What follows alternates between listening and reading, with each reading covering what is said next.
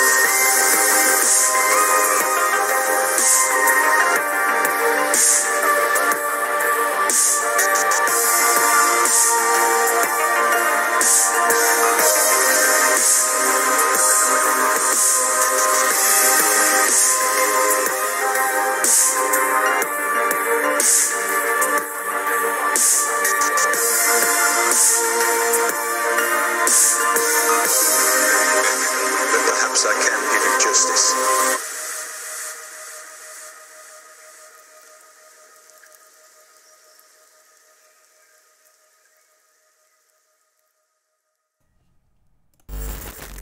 All right, I think we're live. I think we're live. Hey. Hello, hello. Are we live? Let me get over here so I can see this thing. We're alive. We are But are we alive. live? We're snowed in. Yes, we are. We're snowed in. We had an enormous, ginormous 2 inches, maybe. I think we had 4.5 inches. I think that's what I saw. Oh, okay. Well, I saw 2 inches after it melted. Mm-hmm. So, anyway, hello.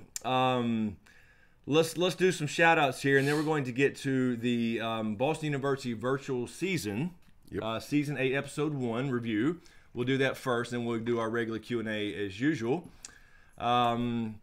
Let's see who we have up in here. Let me go back here. Jessica Shook, hello. Y'all look cute. Oh, thank you. We always bust out the Santa hats. Sometime my ball. With the snow on the ground, we had to I'm do gonna it. cause a hashtag already. My ball wasn't Quit hanging playing right. with your Anyway, ball. hello, Paige Roberts, Can I Homer touch Demand. yours? Huh? I'll touch yours if you touch mine. No, Lord. Here we go, Mizuma. Anyway, Karen W, Homer Demand, Paige Roberts, Sean G, Carol Brown, hello. There's Taryn. Taryn, I got your package. We're gonna open this up too. This right here, I'll just hold it up right here. I got this, Taryn. Oh, I thought you were asking me to I'll hold just it leave up. it there for now. I just cut it open, Taryn. I have not opened it. We're gonna open that here shortly. O'Hara Young, Slope, Tom Bystander, Eric Mishima, Marty. Hello, Marty. Wesley Mons, Sandra Edelston, Alice and Rose are both here. Alessandra, Geraldine, Mizuma, there he is. Ginormous 2 inches. I knew it. Diane Harris, hello. B. Rye, Demon Knight, Mike, Aponte, I believe. Count Ripula, Birdie, hello. Brenda Starr, Sheila Buchanan, Vicky Hardy, which You saw that too? no, K-Dubs. Yeah. Which it's just the light. It's just the light, K-Dubs. That's all it is. Hello, K-Dubs. Lord Fukin Kev's up in the house. Marianne, Legal Jedi, hello there. Royal Murillo, Ungaliant. Z8 Stannis, Westerosi Jedi. There's Fractured. Lauren's Corner, hello. All right, Chris Wright. Smokeahonis, I see you. I see you finally showing up. Smokeahonis in the house. Hello, Carol CC. Brown. Zigzag Way. Be careful, Nightbot to get you. Jay is bored. Hello, Terry T. Anyway, I won't get everybody. We'll see everybody through the chat. So anyway, there's Lo Horton as well. Lo, are you in? I believe you're in Ireland, right? Lo may be in Ireland. G'day, mate. On the tree. That's of course. Oh shit, Jason Weeks, what's up, man? Big E. Anyway, Lo, I don't know if you're on your thing. Jay Scar, there you are. If you're on your trip, and I think she still is, and you're back home already? Okay, never mind. Did you go on the tour? I did not hear anything back about it. Anyway. Top of the morning. Send me a message on Patreon. Wrong country, James. That's an inside joke. Anyway, I want to get to this first, and so you can ask questions about this as well. I want to get to this this really cool Boston University Very cool virtual season, Game of Thrones season 8, their virtual season. They based this off predictions and what they think would happen. And what's really cool is they used a lot of YouTube videos. I know. So not just me, I know Gray Area and some other ones. I'm not sure how they contacted, but if you guys remember me talking about it, originally contacted me in like February or March, and I had a DNS issue and didn't know it for like 4 weeks. I remember when you found it. So I was like, oh shit. So I got it fixed and figured it out, went back. And anyway, I've been chatting since then. I wanted to show these episodes and then kind of review. There's Jake from State Farm. Holy Where have you been? He has been MIA for like a year. What's up, Jake? Awesome. Anyway, so I put this episode out, and I wanted to do these reviews, but now the season started, essentially, with a little teaser. We'll talk about that in a few minutes, too.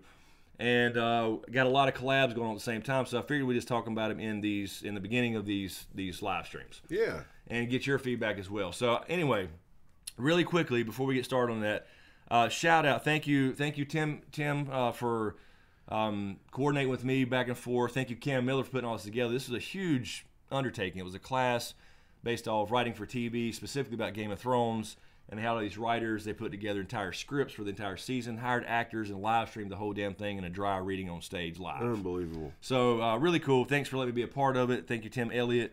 But a shout out to the writers really quick. Matthew Brett Snyder, Casey Collins, Maddie Goldman, Ruth Johnson, Emily Raymond, Eliza Klarman, Jacob Levy, Kaylee Malik, Brittany Sperlin, and again, Cam Miller was the one, the quote-unquote showrunner, as I call her. So thank you, guys. Anyway, let's get to this first one here. I put this out, so hopefully you guys have seen it. This will be, obviously, spoilers for that. And again, this is all prediction-based. It's not spoilers like they had inside information. So if you remember, it opens up with a cold open, with Dany kind of dreaming and seeing Viserion, essentially. She is Viserion, the frozen dragon. And I thought this was cool. I definitely think we'll get a cold open, but she was specifically seeing Viserion, again, in this cold open, this dream. She was the dragon, and the Night King's riding the dragon, and they attack the last hearth. I love this cold opening. I think it's going to happen like that. Not necessarily Dany having the dream, but a cold open where we jump straight to the action. Straight to the action of the Night King attacking. See that. Sure. And we've said a million times, the last hearth will be the first to go. Yeah. So poor Ned Umber. So we'll see if he survives it. Hello, Doc Holliday. What's going on?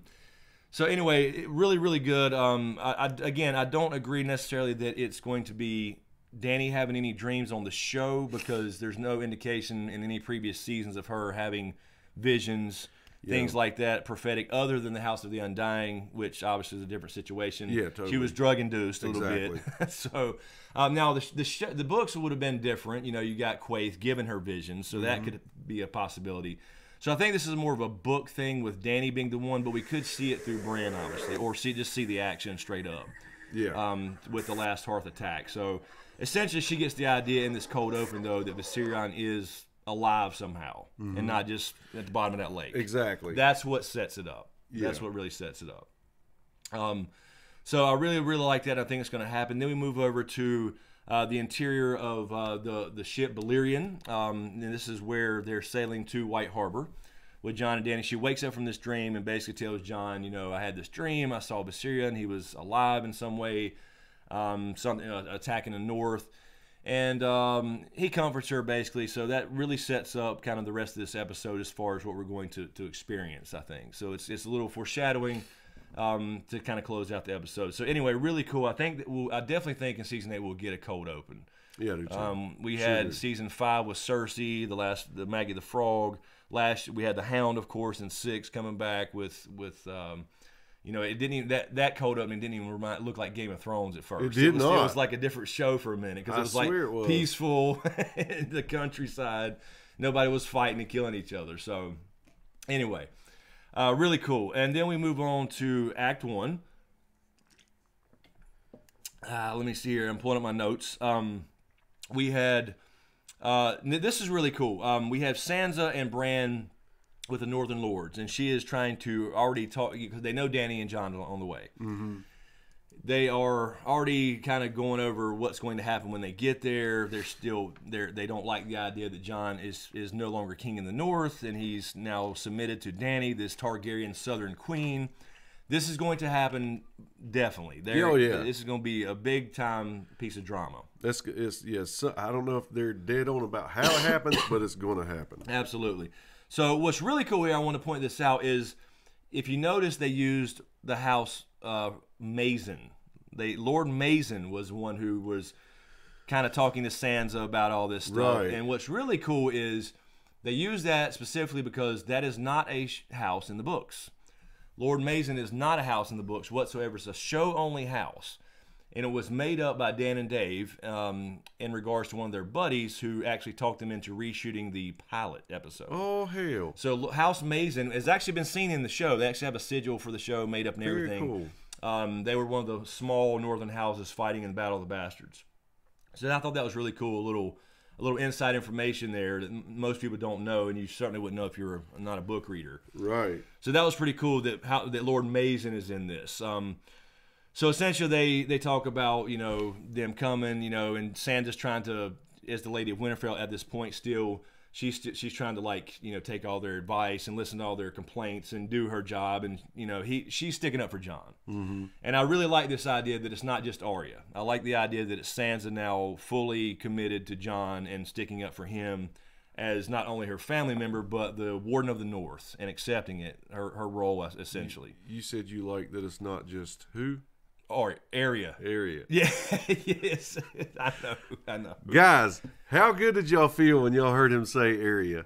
I looked at Chris and was like, oh my God, yes. That was some relief for me that somebody else said that. Let me say this really quick. The narrator had not known anything Ice and Fire, and you didn't either. I didn't either. And that's why That's it's such right. a fun inside joke here. Exactly. If you don't get what we're talking about, when James first came on this channel and helped me with Q&As. Yes.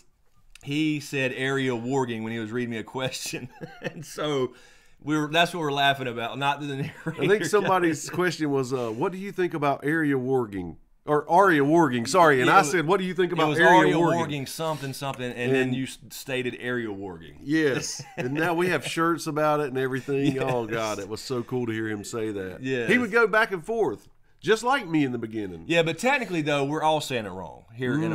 Technically, we're all saying it wrong anyway. So I know a lot of people complained about some of the pronunciations, but it was a dry reading. Yeah, it never bothered me. It made me comfort. Yeah. It comforted me. It's just one of those things where we're supposed to be saying Arya, Arya, Arya, just straight Arya. But we put a little e in there. We're in America. We're Gotcha. Southern, so we say Arya. We're technically saying it wrong too, so nobody can really complain. Arya. Anyway, so I like this idea. The idea of that scene is you're preparing for their arrival, and Sansa's really taking the lead here, and I like that for her character stepping up and it's not just Arya sticking up for Jon and Sansa kind of backdoor agreeing with the Northern Lords, although she may feel uncomfortable still, but she trusts Jon is the point. So I really like this Sansa, not Arya necessarily. We head to Castle Black. This is the reveal that Tormund and Beric have survived. I definitely think we'll get this scene in some way.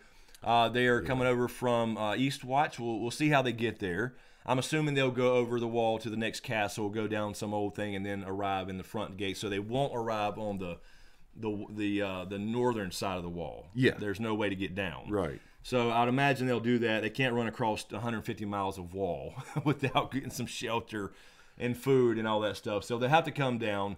Anyway, they get with Ed here, and they wrote Tormund well, I thought. Yes. I do like a lot of the dialogue in here is great as well. Yeah. I don't know if he'll still be talking about, there's a later scene where, well, we'll get to that. But anyway, there is some good dialogue. You feel like it's them, especially the Hound later on. We see the Hound and Arya. I really love that scene. So this basically sets up that we are, that they're going to get whatever Night's Watch is left from Westwatch. Yep. I believe they stayed at the Shadow Tower here, and they're all going to head south because Jon's down there, Winterfell. That's where they're going. They're telling them the Night King broke through the wall. And so basically it's Ed learning of all this, and they're basically he's saying at first, like, nobody's ever left the wall ever in history. You can't just leave and abandon your post. And they're like, this is different. We have to go. There's no point. What are you going to save now? Right. What are you fighting for? So really cool. Sets that up as well. So we'll get that, and we'll definitely see that scene in some way, probably fairly close to this scene actually, is because we know they're not going to have an off-screen death. Right. No way. The next scene is cool. I don't necessarily think it'll happen in this way, and I'll explain it in a second, but it's Arya on the King's Road watching out for Jon and Dany coming north, and she sees the Dothraki come up first, and then one of them essentially, she kind of gets in a scuffle with one and shows her skill again. he thinks he's going to take her down and get behind her and do all this stuff, and she ends up basically hitting him in the head with the hilt of her dagger, not stabbing him. Exactly. When I first watched it, I was like, oh shit, she killed him. Right. And then I had to rewind.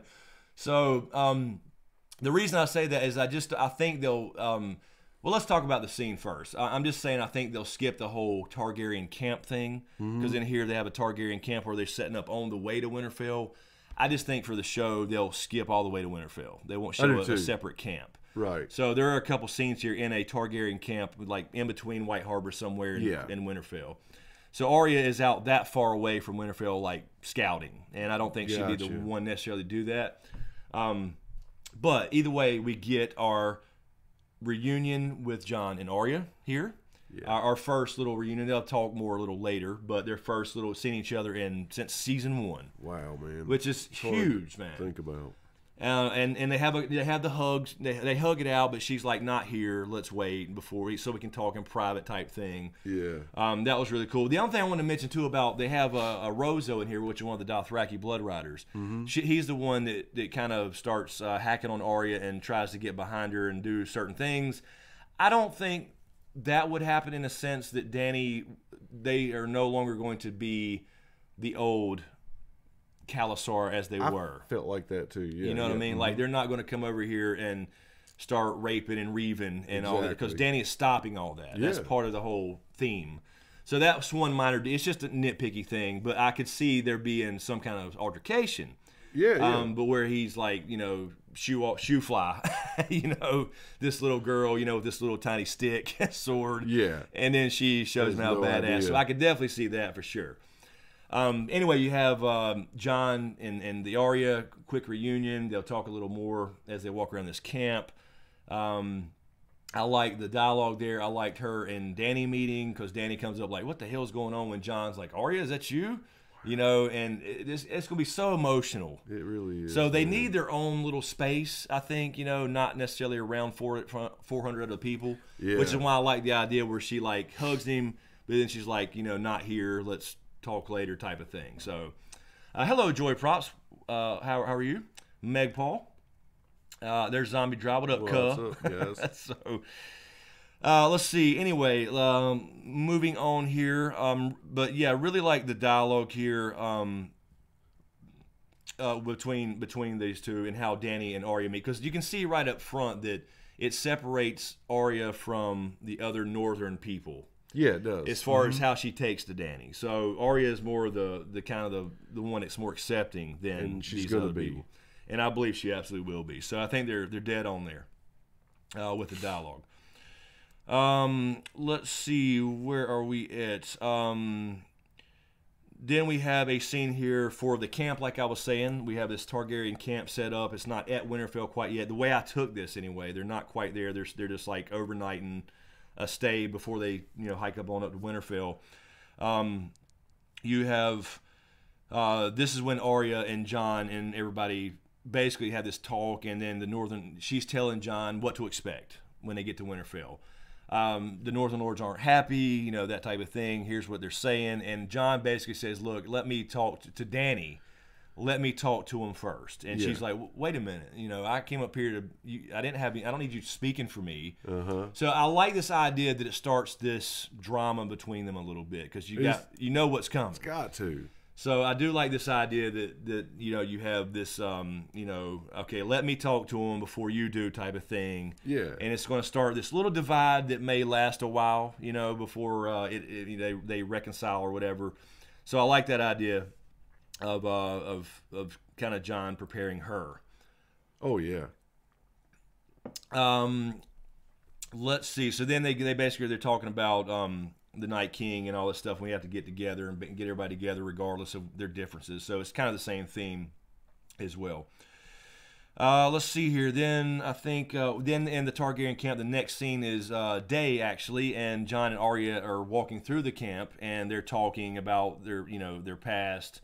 They're finally kind of catching up, and it's just them. You can kind of picture this. They're walking through the camp. There's a lot of stuff going on in the background with people cooking and tents up and all this kind of stuff. Really cool. And so I like this dialogue between these two, as far as because it's catching up. They've been God, it's been 7 seasons since they've seen each other. It's insane. It really is. And so that, as much as I like Sansa and Jon, hugging it out at Castle Black in, season 6. Yeah. Arya and Jon's a whole different thing. And they even said that on the show, right? So Without a doubt. they're really following through with this dialogue here, because even in the show, Sansa said he was happy when he saw me, but when he sees you, his heart's going to stop. That's right. Which is kind of a scary I thought thing, that was, yeah. thing, too, at the same time. So yeah, I thought that was a cool touch. yeah, exactly. They have these little small things in the dialogue here. When you see the video, you know what I'm talking about. It's really, really cool. But then they kind of go over the thing with the Southern girl, and Arya's kind of basically saying, look, it doesn't matter who you love, whatever type thing. I don't care. I'm just down. We just got to win this war. So it's kind of, again, keeping that idea of Arya's already on his side, where, well, Sansa is too, but at least she's telling Jon, look, I don't care who you, at least you brought home a hot girl with dragons. That's essentially what she's saying. So very cool. Really cool, and it makes them, it shows their relationship, and it brings back that season 1 feeling, when he gave her needle. I know. And it's the full circle coming back from that, so it's really cool. Yeah, and he gets to see it again too. Yeah, exactly. And she's had, they talk about how she's had to unfortunately make use of it. So that's really cool. They get to tell their stories if they have enough time. I do like the idea of this camp because they have time to have this conversation versus everything being rushed in Winterfell. With all the lords and they have to have those meetings, and then the Night King shows up. At some point they got to have time. Because when he gets there, it is going to be, let's get down to business really fast. Right. So you need this kind of break, because some of these episodes are going to be hardcore, just battles and no time to even breathe. Then we go to the Red Keep in Qyburn with Cersei. Now this is really, really cool little scene that sets up something later in this episode. But essentially, they're talking about, what's going on in King's Landing, about the Golden Company coming and whatever. But what's really, really neat here is this little scene where there's unrest in the city. And I love this because I think that was something that would actually happen. If this were a real thing, and this dragon queen came over to your country, and you hear the news of dragons and you hear the news of her being unburnt, people would know and talk about it. So you have people in the city talking about Dany, the unburnt, and specifically a little girl playing as her. I know. I love this really little touch. Thought this was good. Yes. This is one of my favorite little scenes Me here, too, and it man. sets up something really bad in the end of this episode. But it sets it up so good you could feel it. Exactly. You could feel it coming. So this is a great little touch. So shout out these guys for the little tiny things and the dialogue. So basically, Qyburn is telling, this little girl, Fleabottom, was seen playing as Daenerys Stormborn, the Unburnt. And that sets up something later. So it was a really good touch. We'll get to that for sure. Next, we go to the Silence. This is Euron, of course, on the deck of the Silence. He has Yara tied up to the bow of the ship. And we get to find out, at least from their perspective, why he has Yara alive still. Because really there's no reason for him to keep her alive. Yeah. Unless he's baiting Theon or something, which he kind of is, I'm assuming, for the show. Yeah. But in this scene, he actually has Kinvara, the Red Priestess. So when went over to Essos and picked up the Golden Company, somehow he goes to Volantis and gets Kinvara. Yeah. I don't think that Kinvara will be in the show, honestly. So I don't think that's going to happen as far as the Kinvara piece. But it sets up something here that's, I think, more of a book thing, and I'll get to that when we get to that payoff scene. But he essentially cuts Kinvara's arm open, lets her bleed into the sea, and something stirs in the water. Right. And makes Yara question what the hell he's doing and why she's needed, is basically what it's setting up. Right. So it's really more of a book Euron thing, because she recognizes that he's trying to do some blood magic thing. Show Euron has not done anything remotely close to book Euron. He has not. So I like this in the sense of, giving Yara a purpose, but I don't think we're going to see any kind of blood magic from Euron in the show. He's just another. Ida says the guy playing Euron did a good job. I thought so too. Yes, absolutely. He really did. So these actors did a really, really good job from just sitting there on the stage reading from a script. I mean, let's see, no pre-production, no practice, whatever. They just went straight live with it. So a lot of these are really good actors as well. And by the way, not all those are not a couple of the writers, I believe, actually did some of the reading as well, but these are outside. They did the whole thing, the whole shebang. They hired outside people to come in and do this reading. So anyway, so this scene again is setting up something for more of a book Euron, but we'll get to that when it pays off. But it's basically, you see Kinvara in the show. She gets cut. Her blood's somehow important, and something kind of stirs in the water down below. We get back to the camp. I believe the Targaryen camp here is where we're at, and we have Arya. This is one of my favorite scenes, and I think we'll get a very similar scene in the show for this. It probably will be at Winterfell or something, maybe not a camp, like I was saying.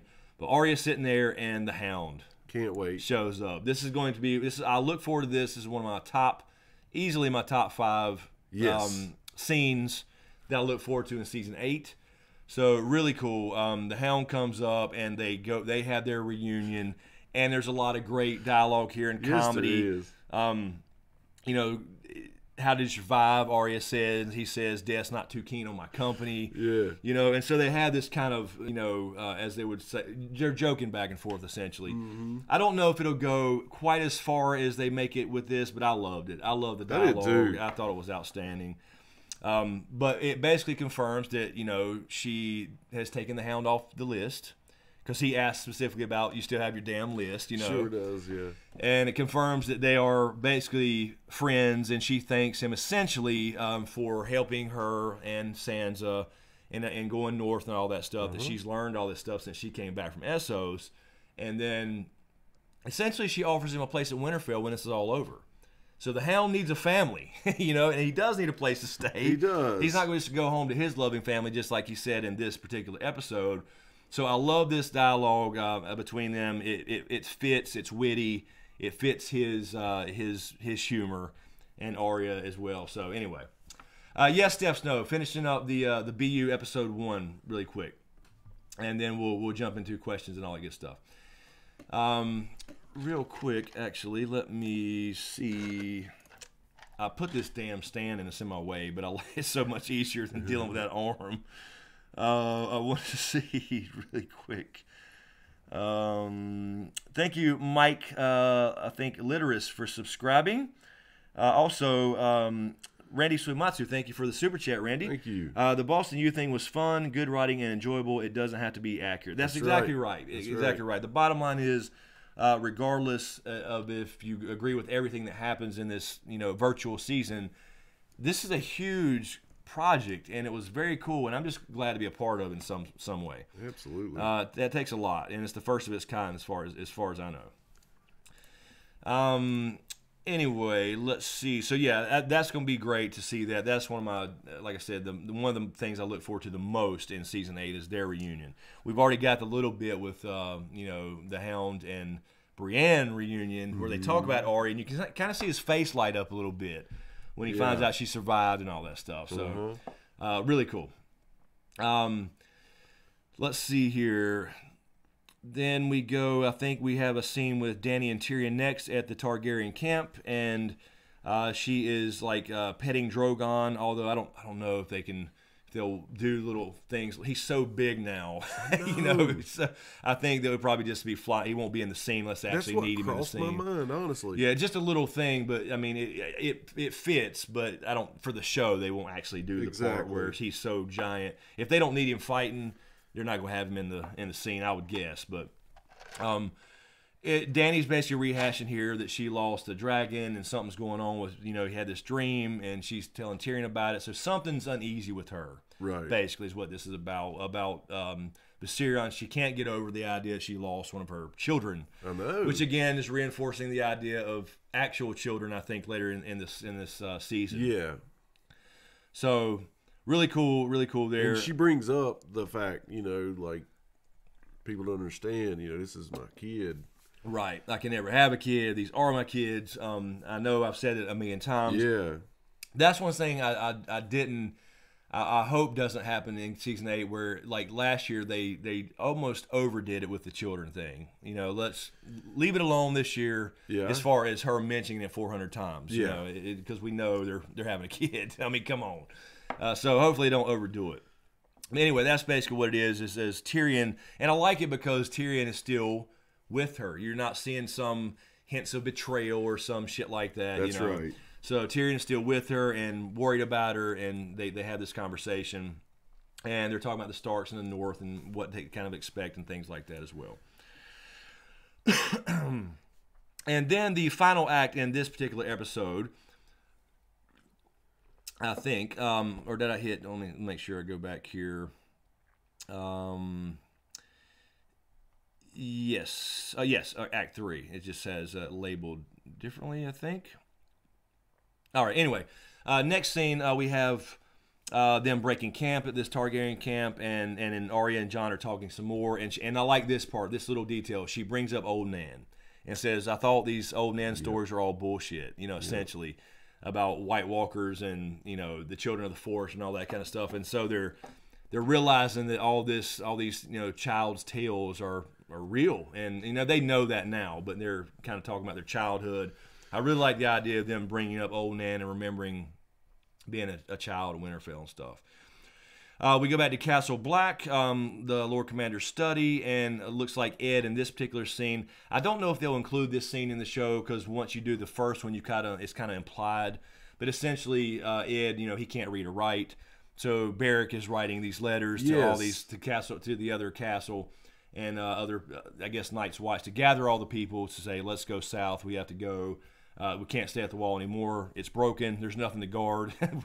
Our threat is now south. It's like there's no reason. The jail is open. The door is open. That's right. So, yes, Ungoliant, the Browns. Don't even get me started today on the damn. Oh. I'm done. We're done. It's over. It's it, man. Crazy. and I said it as a joke weeks ago too, and then it actually happened. So I should have known. Anyway, that actually crossed my mind. Anyway, so again, this scene is more of a little comedy bit, I guess, a little comedic relief, because you have Tormund kind of hacking on Ed for not being able to read and write, but he can't either, and Beric's actually doing the writing and stuff. So I think they'll probably skip all that as far as showing that kind of scene. They'll just head that way and show up whenever they show up, I guess. But anyway, it's a little bit of a comedic relief, I guess you could say. Let's see. This was the scene. This is what I combined with the other one. We go back to King's Landing. You have the little girl who is playing Dany. Now, this is really important for the end of this episode, so keep that in mind. You have a little girl in Flea Bottom. She is playing like she's Dany, calling herself Daenerys Targaryen the Unburnt, and just going about her day in King's Landing in a Flea Bottom. Yeah, just like you could picture kids doing. But you see in this scene I think specifically a Queen's Guard member, which I don't know why they'd be in Flea Bottom, but somebody hears and sees this child. And that's it. That was it. The quick little scene that just kind of sets up later. We go back to Winterfell. Bran comes out of a warg thing where he's because it's describing how his eyes turn back from milky white to regular, and then he transitions from that to regular, and then he's coming out of his warg state. So they're in Winterfell, and basically Bran is saying they're here. And I like this now because what I like about this is you don't have to even put this in here, but this shows their attention to detail. He's in a raven on the old tower while he's seeing this, while he's warging this raven. It's on the old tower, which is where he fell. Right. And he sees Dany's camp, Dany and Jon coming. What happened in episode 1 of season 1? He was the one actually on the roof when he climbed, seeing the king coming. Damn, that's right. So they parallel this with episode really 1, cool. and so it comes full circle. It's great. It's perfect. I didn't even think about that. So even though it's not necessary, it really is good writing in a sense. It actually parallels season 1. It rhymes. That is really cool. And it comes back around just like in episode 1. Damn. Season 1, winter is coming when he's on the roof himself. This time, obviously, he can't be, so it's a damn raven. I like that. So I love it. I love the symmetry. Love the symmetry. Then we got the big scene when they actually arrive. Sansa and Bran greet Jon. They have their reunion. You have Jorah and Davos coming here for the first time. People like that. In Dany's party. Tyrion is coming back here since season 1 as well. This is his kind of reunion in that sense. Dany comes to the gate, and Sansa greets her, which I liked. I like, again, this idea that Sansa is being proper, doing her job, Lady of Winterfell, greeting Dany, saying Winterfell is yours, welcome. And all the other lords are like rolling their eyes and, oh God. So that shit starts. It starts the drama. Oh, yeah. We've talked about this on a million live streams. It's going to be a lot of drama. So they get there, and, basically you have Jon and Bran's reunion. Bran has, because they've talked since he's gotten back through letters, but not in person. So I really look forward to that conversation. Like, what do you mean you see things? Yeah. He's got to explain that again. He's already done it to Sansa. He could have explained a little better than that last year, but he didn't. So you have that reunion. Let's see. We have Winterfell. Good night, Joy. Already leaving? Have a good one, Joy. Sorry, we'll get to the chat in just a second. We'll be done with this here in a few minutes. And feel free to ask questions about this as well. We go to the Great Hall, Northern Lords. And here we go. The first bit of drama as far as Jon's talking to him. Got dragonglass. He dumps it out. Yep. They've obviously mined it. Then they start, well, you brought somebody else, didn't you? Was that your little prize? And start all the shit with the Northern Lords. Maybe we should elect a new leader. And then Dany steps up. She's mad. She's mad. And she's basically, Lyanna Mormont's also the spearhead of this. Little fire ant, Lyanna Mormont. Yep. We don't recognize Southern rulers, all that kind of stuff. And so it's setting up all this when Dany needs to actually kind of speak her mind. So this is going to slightly enrage her silently first as she talks as he talks to the lords. And she actually, after all this kind of, they raise all this hell, she finally says, look, he came to me and asked me for dragonglass. I gave it. He told me to come up north and fight the Night King, and I came. And I lost my kid, one of my children. I'm not my father. It follows that same theme we saw in season 7. Yeah. You cannot blame children for the sins of their fathers type thing. So she finally steps up and kind of defends herself. So I like that. She's going to sit there quiet, and she's going to have that little spark of Mad Queen for a moment. Yeah. And just look, motherfuckers, he came to me. Nice. I could have sent you a letter and said, look, either come bow or fire and blood's coming your way, but no, I gave him everything he's asked for. What are you talking about? You elected him as your king. I'm the queen. I could have done this, this, and this, but I did all this to help you. I vowed to help kill the Night King and save the North. So, but what the other part that comes in this scene is Sam. Sam Tarly comes in. I don't know how this will go down, but Sam says, well, she killed my father, my brother. I know. So, it's like, damn. Yeah, that was uncomfortable. It is. And it should be. Yeah. And it should be. It makes you feel uncomfortable. But he actually mentions that, my father, no big deal. He kind of a dick. But Dickon, on the other hand, was my brother. He just wanted to make my father proud. I loved him. But Dany does explain herself. They were the enemy. They fought with Cersei, and they made their choice. He did give them a choice, but she regrets the decision. That's what it boils down to. She should have listened to Tyrion in that sense from, let them sit in the jail cell for a while and think about it before you just burn them. But she, again, she gave him a choice, I guess. She had to send a message. So, again, you can understand Sam's point of view, but you also understand hers, but she didn't know them personally. It wasn't a personal thing. It was literally a war scene. So it's going to be interesting to see how Dany and Sam get along. It is. Either way. So I'll look forward to that in actual season 8. So that's basically what goes down. And if you guys watched it, you saw the great dialogue. Lord Maison's back in this one. They're talking about she's not of the North, but basically it comes down to, look, I'm here for the same reason as all you. We're trying to defeat the Night King here. We ain't got time for all this nonsense. And I'm here for the same reason, to save the North, not hurt it. I'm not your enemy type thing. So I fully expect all this to happen in a very similar way. I think we're going to see, before any big battle, a lot of these kind of chats in Winterfell. Then we go to the last couple scenes here. And first we have The Red Keep, we're back in the throne room, and this is what we start to see what Cersei's thinking here. And we kind of got this feeling, right? With they bring in, essentially, Qyburn brings in the little girl that was found in Flea Bottom, playing as Dany. And this is a little 7-year-old girl. She don't know what's going on. She don't know she's done anything wrong. And Cersei's asking her, calling her a little dove. Yeah, of course. Come closer. How old are you? She gives her age.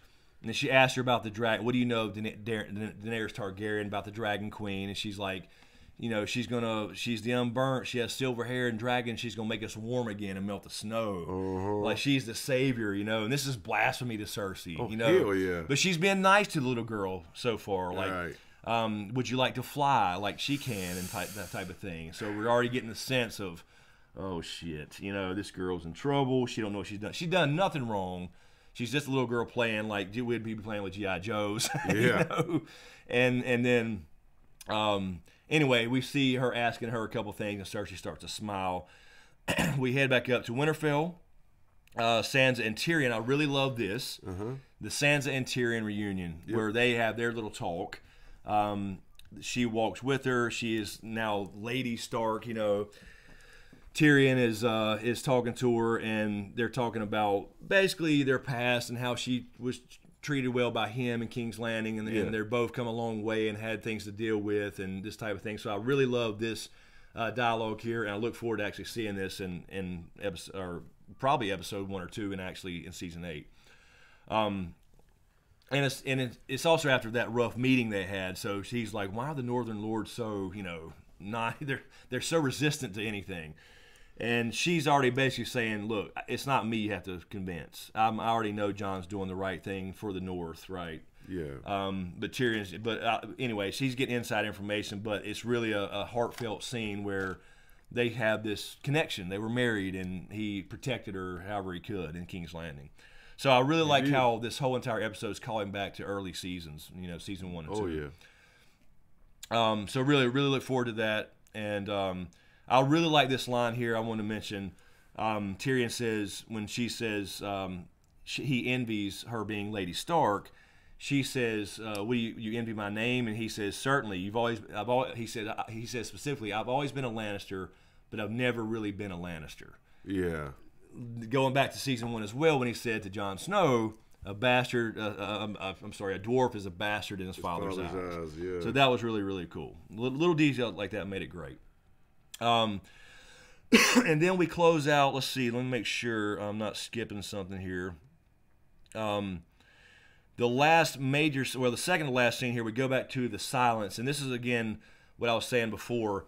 Euron now kind of reveals his plan, what we saw with Kinvara. This time he brings her out in front of Yara and kills her and cuts her throat and throws her body overboard. We see something stirring under the water. We don't know what the hell that is.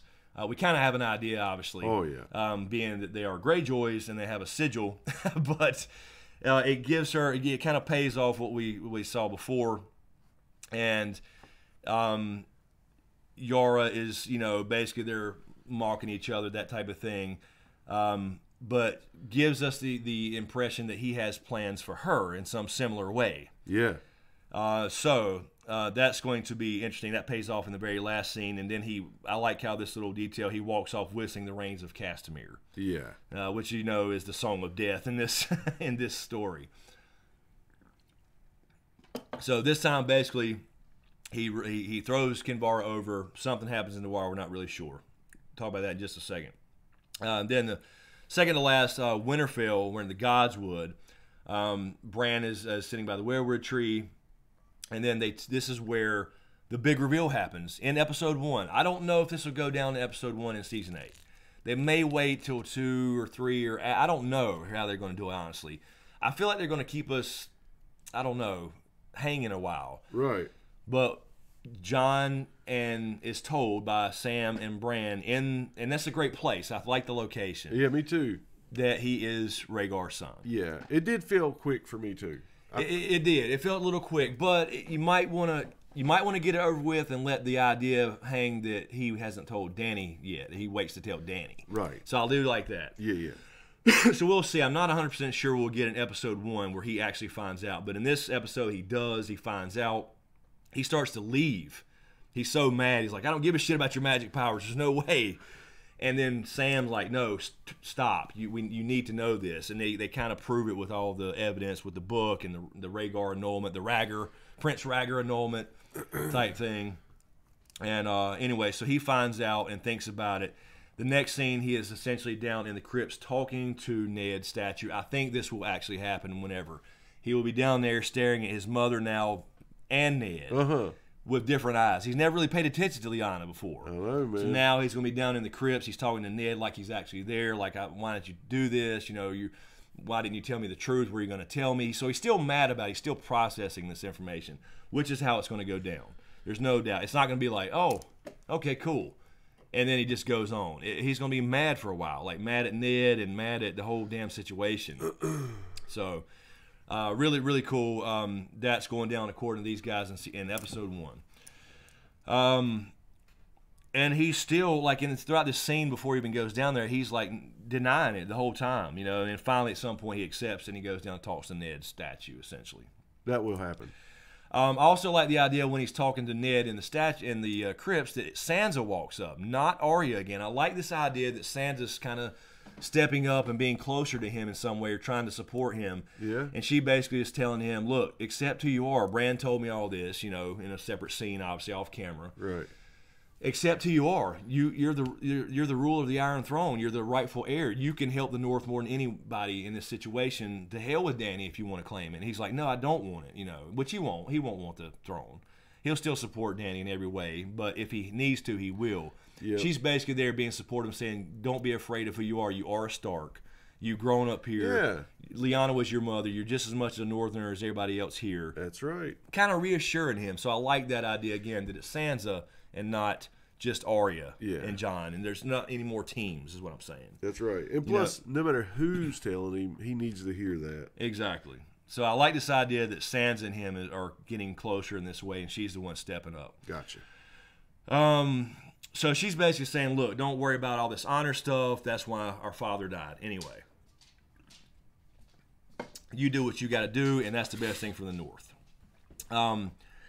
Then we have the idea. Now, this is fairly quick, too. This is what I think will extend through more episodes, and maybe 1 or 2 at least. I don't know. Could be the end. Who knows how they do it. But we talked about this before in live streams. Dany senses a sadness in Jon in another scene here. So we're going to the Godswood during the day.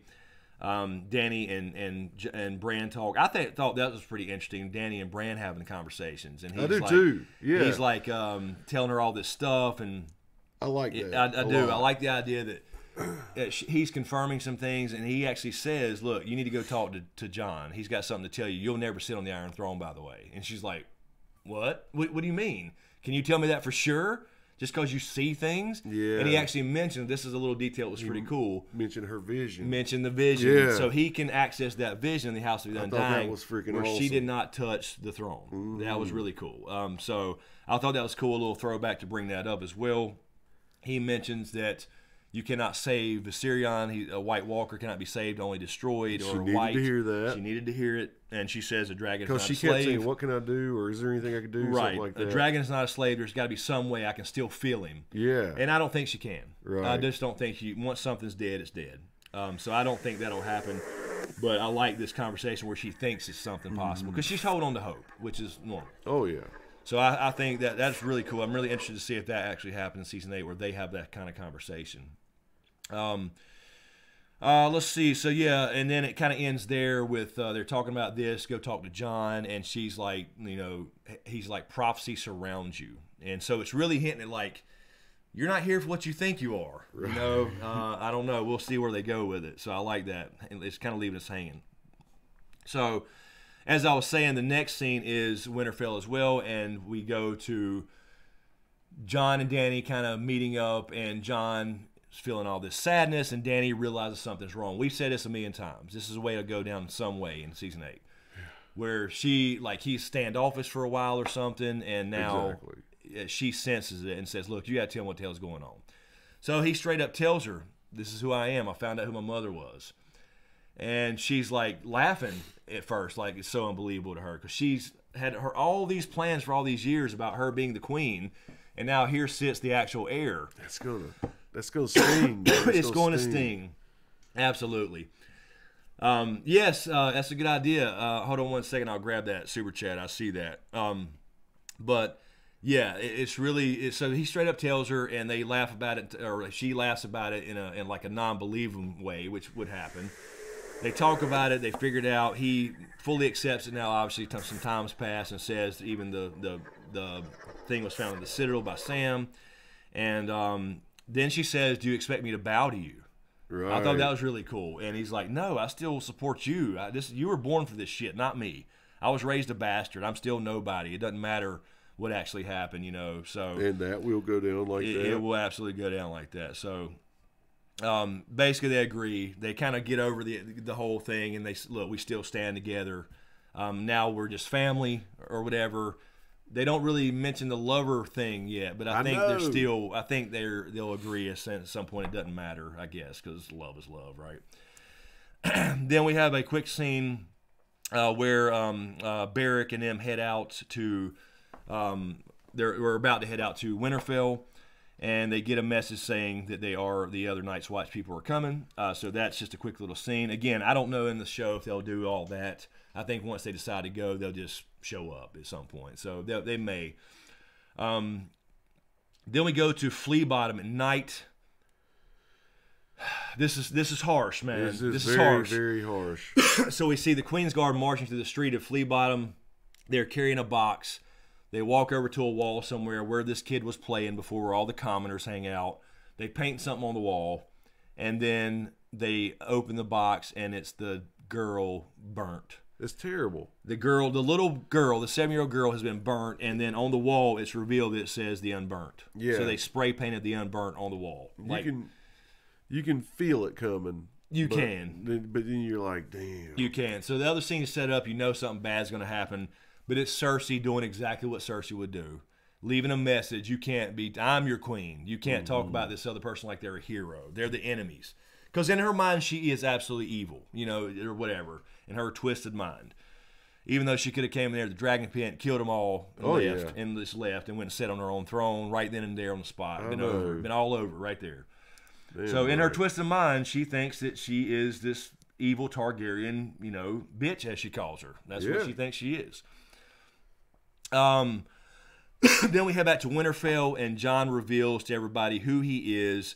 And I like this idea. I like this scene, and I want to really see this on their faces when they realize that he's, you know, they elected the king in the north as a Targaryen, who they seem to hate because of the Mad King. Yeah. So it goes back around full circle to the idea that it doesn't matter who the hell we are. They don't care about houses and sigils. We've said this what we've been talking a million about. times. It's part of the theme of the whole thing. So I think this fits great. He tells them, and Lyanna finally says, "You know what? Lyanna was your mother. I support Stark's king in the north, who has Stark blood in his veins. You have Stark blood, just like before. It's no different, so I support you. But I don't support Southern Queens, by the way." Yeah. So still the same thing. They're still resistant to Dany, but they are accepting of Jon because Lyanna was his mother. So still a Stark. Still all good there. Did you mention that she mentioned she was named after? Yeah, she does. Yeah. She does mention I was named after your mother. Yeah, all this stuff. So really cool. little details like that. So make it great. And then we have at the end of this episode, there's two little things left. Then we have the payoff to the cold opening. Winterfell guards open the gate to Winterfell, and Ned Umber stumbles in. He's the only one that survived. Right. There was an actual attack on the last hearth. Forgot about that. And absolutely, and he is apparently the only survivor. So I'm not sure how he got down there. Maybe he just got on a horse and ran. And I don't know how far that is exactly as far as mileage, but he made it a long way. So what Dany saw in the cold opening actually happened, right. Which we assume it would anyway, but it just confirms that it did. So really cool, kind of to wrap that up with the cold opening there. Yeah, and that would almost be the end. And then you think it's going off, and then there's one more little scene that's really cool. You go to the silence at night again. Now this time you get the full-fledged payoff. Yara and Euron, what is Euron doing? So now that she's seen Kinvara cut and thrown over, she assumes it's going to happen to her, and he does cut her arm and let her bleed into the sea. But this is what he says: "You're a queen of the Iron Islands. You have royal blood, and this is what I need it for." Lets her bleed over, and a kraken's tentacle reaches up and grabs her onto her arm, like needing more of this blood, like a vampire kraken, or something.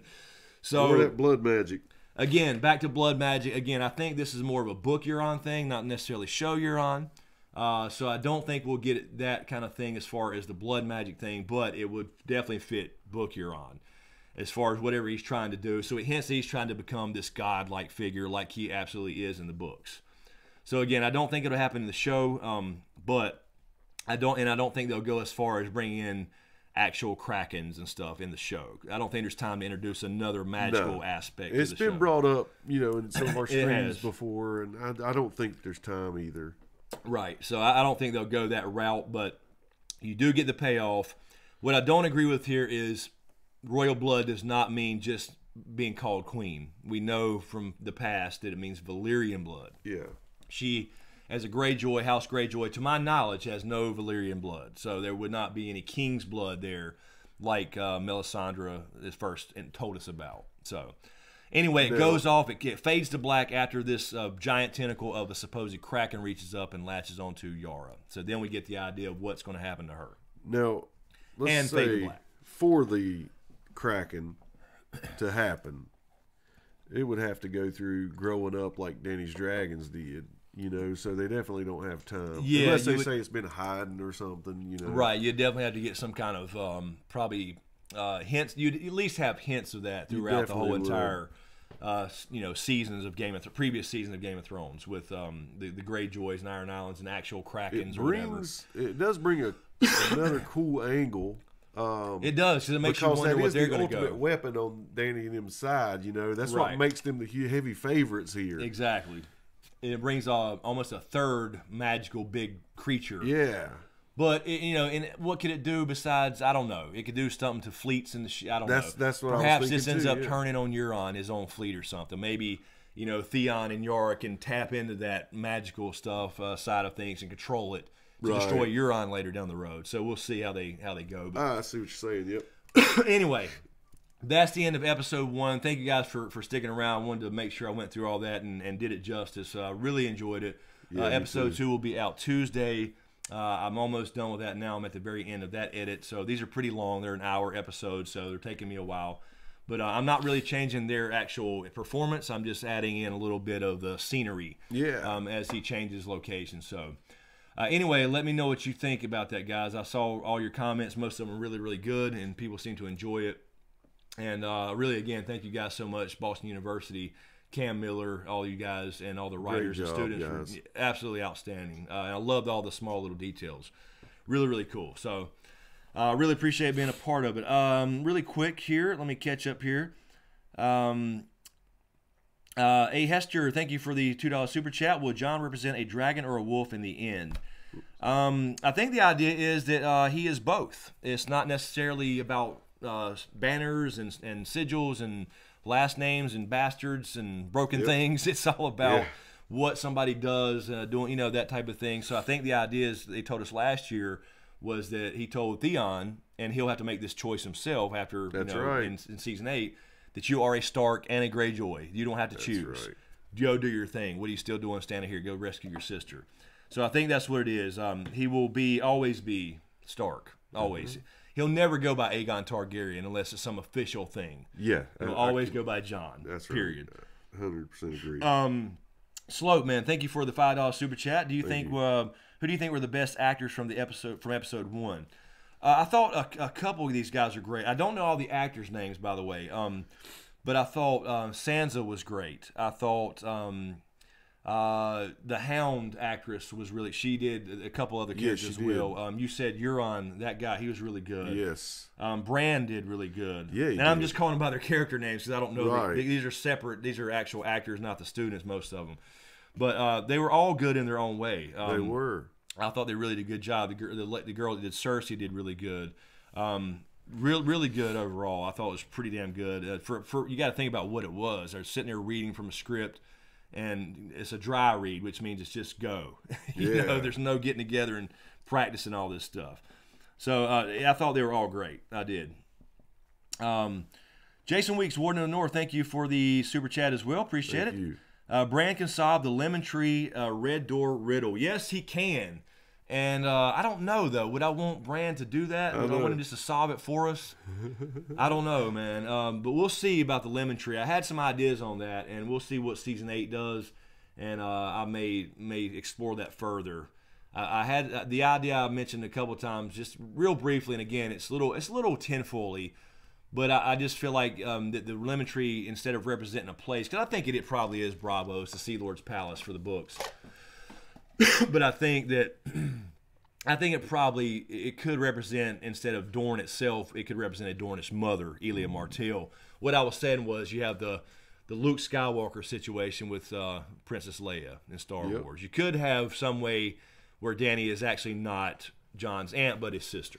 Yes. That was the idea. Yeah. So I don't really, don't get me wrong, I don't actually believe that yet. I'm just saying it was just an idea when I started looking at that lemon tree shit again. That's clearly pointing to Dorne.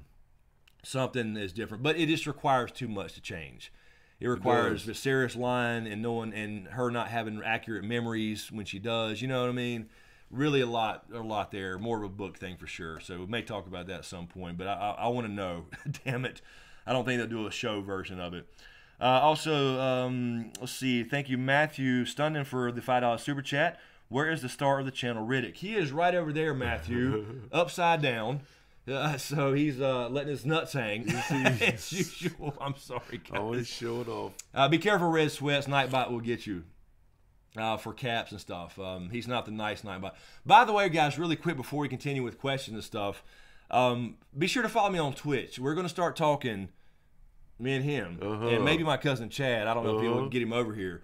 We're going to start talking making a murder or some on the side. We'll do some YouTube videos, but we'll probably do some live streams on Twitch about making a murder. If you guys have not watched it, if you have, I recommend it. Highly recommend it. Please do. I'm just saying, do it. We're going to we'll figure out, I don't know when his work schedule is, but probably a Wednesday or Thursday, doing a once-a-week stream. I still actually have the Tuesdays off from doing the podcast. So that is true. I kept that night open. So we may have Tuesday streams on Twitch that would about be pretty cool. making a murderer. And guys, I'll tell you this honestly. Other than sporting events, I can't think of another show or any movie that I've yelled at the TV as much as I do. Same here. Yeah, same here. It pisses you off to no end. It's absolute insanity, and so we want to start talking about that. We're talking about it every day. We're amongst ourselves. We're probably going to start doing some really quick videos on the channel, YouTube channel, non-edited, just podcast style like this, where we're sitting here talking. But we wanted to have live streams as well, so we figured we'd use the Twitch for, since we keep going back and forth between Twitch and YouTube. But since Game of Thrones season is now officially started with a teaser, we'll stay here for Game of Thrones and use Twitch for gaming and making a murderer. Sure thing. So we'll start that up hopefully this week. I don't know, as soon as possible. I'm ready to roll with it. I want to talk about it so bad. So yeah, be sure to follow me on Twitch. The link is in the description of this video and every video. Twitch.tv/smokescreenvids. All right. Stretch real quick. That would help me a lot. We need to. I agree. And I'm already hoarse. So you're going to have to talk the whole rest of the stream. Because I'm already hoarse. But anyway, let us take a stretch real quick, guys, and we'll come back and grab all these other questions and start diving in. We'll talk about the teaser, any questions you have about this episode. But again, thank you guys so much, Boston University, Cam Miller, for putting this whole thing together and allowing me to kind of show these things and put my little edits on it and make it like the show and then kind of talk about it in these live streams. Really appreciate it. And you guys did a really good job, regardless of what may actually happen. Amen. And if I agree with little parts or not, it's outstanding. It really is. So. All right. Let me see. Thank you, Big Kev, man, for the $1.99 super chat. Go Cowgirls. I don't follow that. Might as well. It's not the Panthers. That's right. Oh Lord. Anyway. Let's take a stretcher and then we'll continue. And I'm going to open this package from Tyrion, the real mother of dragons. I want to open that for sure and check that out. I've been waiting on this for like a week now. It's been hidden at the post office for a week. Then I got it. It's been sitting here. I've been waiting to open this on stream. Live. That's right. That's right. There you go, Natalie. That's a good idea. Twitch Tuesdays. That's a good name. I love that. I like the name. We'll do that. So, but while we're taking a stretcher, go click the link in the description. Follow me on Twitch. We're going to start talking about that for sure. And that way, a couple minutes, and let me get this over here so I can see what's happening here. All right. Yeah, give us a couple minutes to stretch and let the Riddick out in the snow.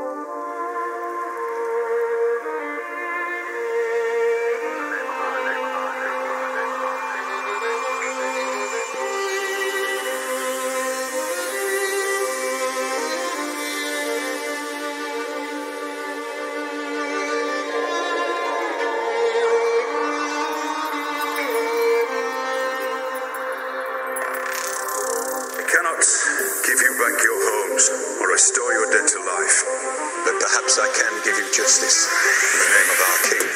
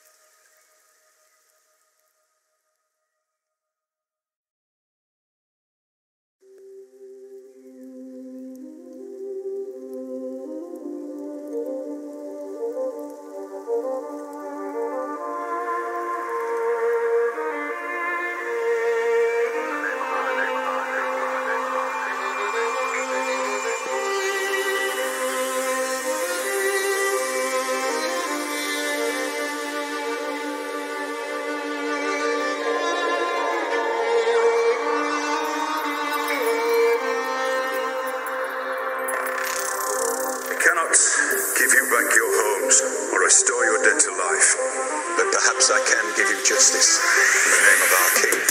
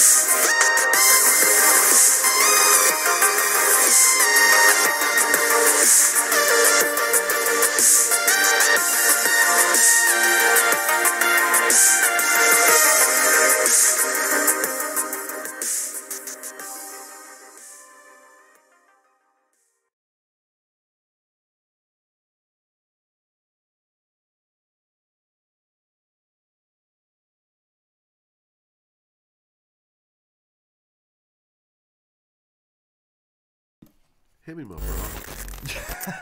Shit. As soon as I got the damn mic on. All right. We're back, I think. Are we back? Are we spinning?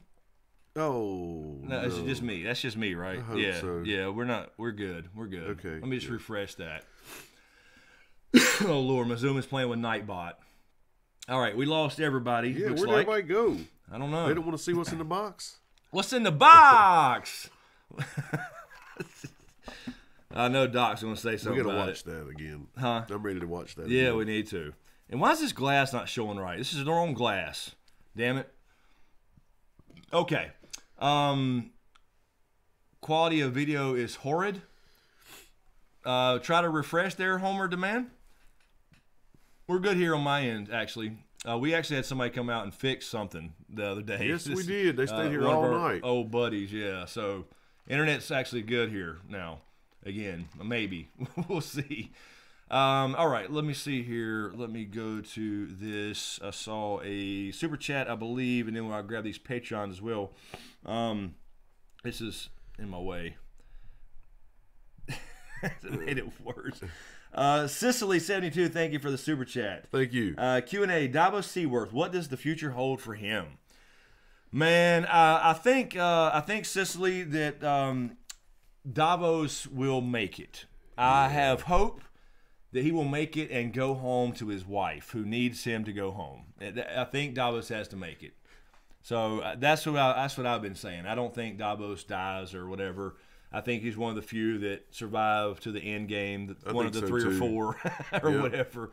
So I think we're good. I think Davos is good. I mean, there's been no hints or foreshadowing of his death that I know of, that I've called anyway. So yeah, I think he's good. I think he'll make it.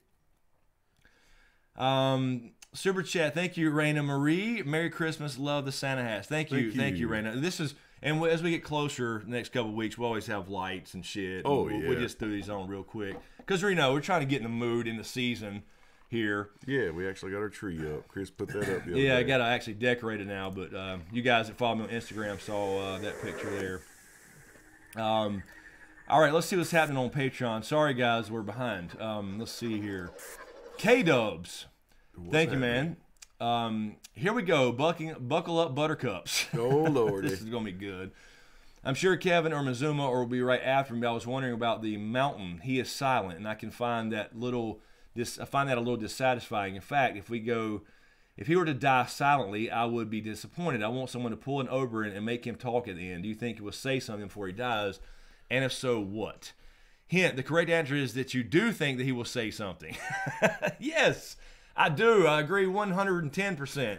Since that's not possible, K-Dubs, that the mountain will talk at the end, and he will say, fuck you. That'll be his last words. I mean, that's right.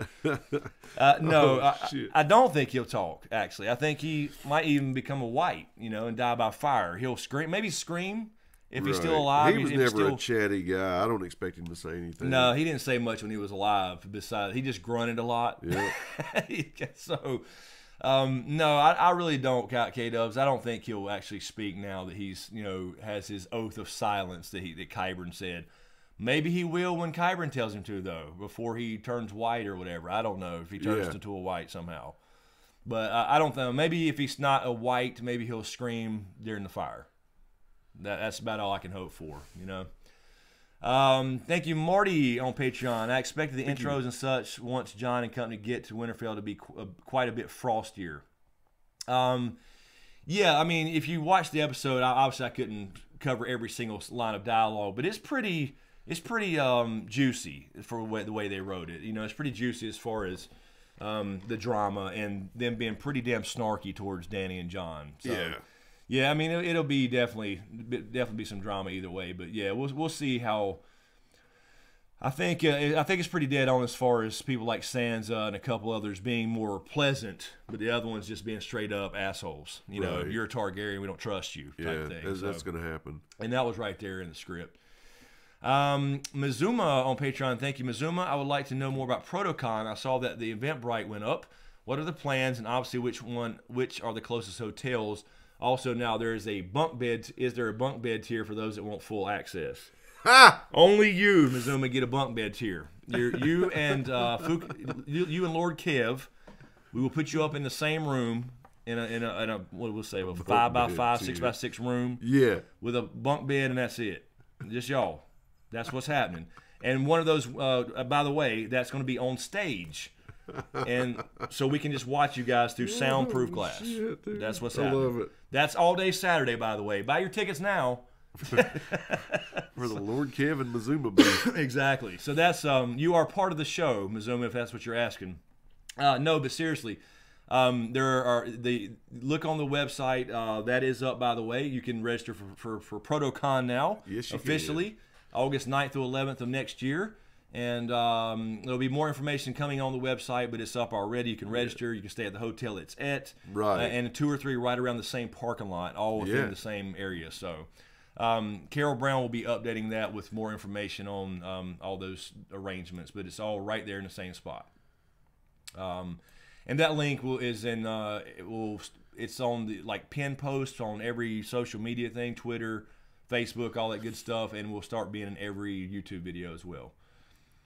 You can always type in the live chat too, by the way, on I think it's on here. I know it's on Twitch. If you type in !Protocon, it'll pull that link for you. And there will be a goodie bag, but we're gonna call it a proto sack.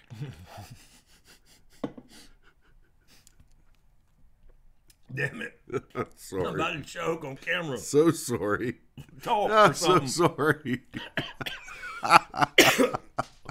That was the best timing I've ever had, guys. Sorry about that. Okay.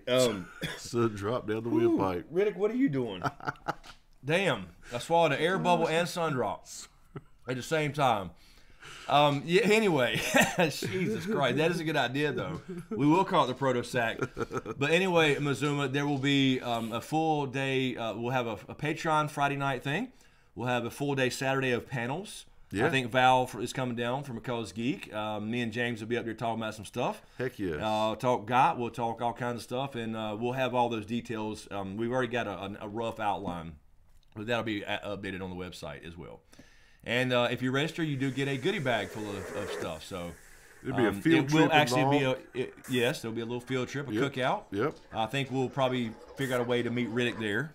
We'll have Riddick out there. Awesome. I think I can bring him out there. Yes, we need to contact that park. Though. I have to contact him, but you definitely can bring Riddick. For sure. We need to actually go ahead and nail that down for that. I'll do that.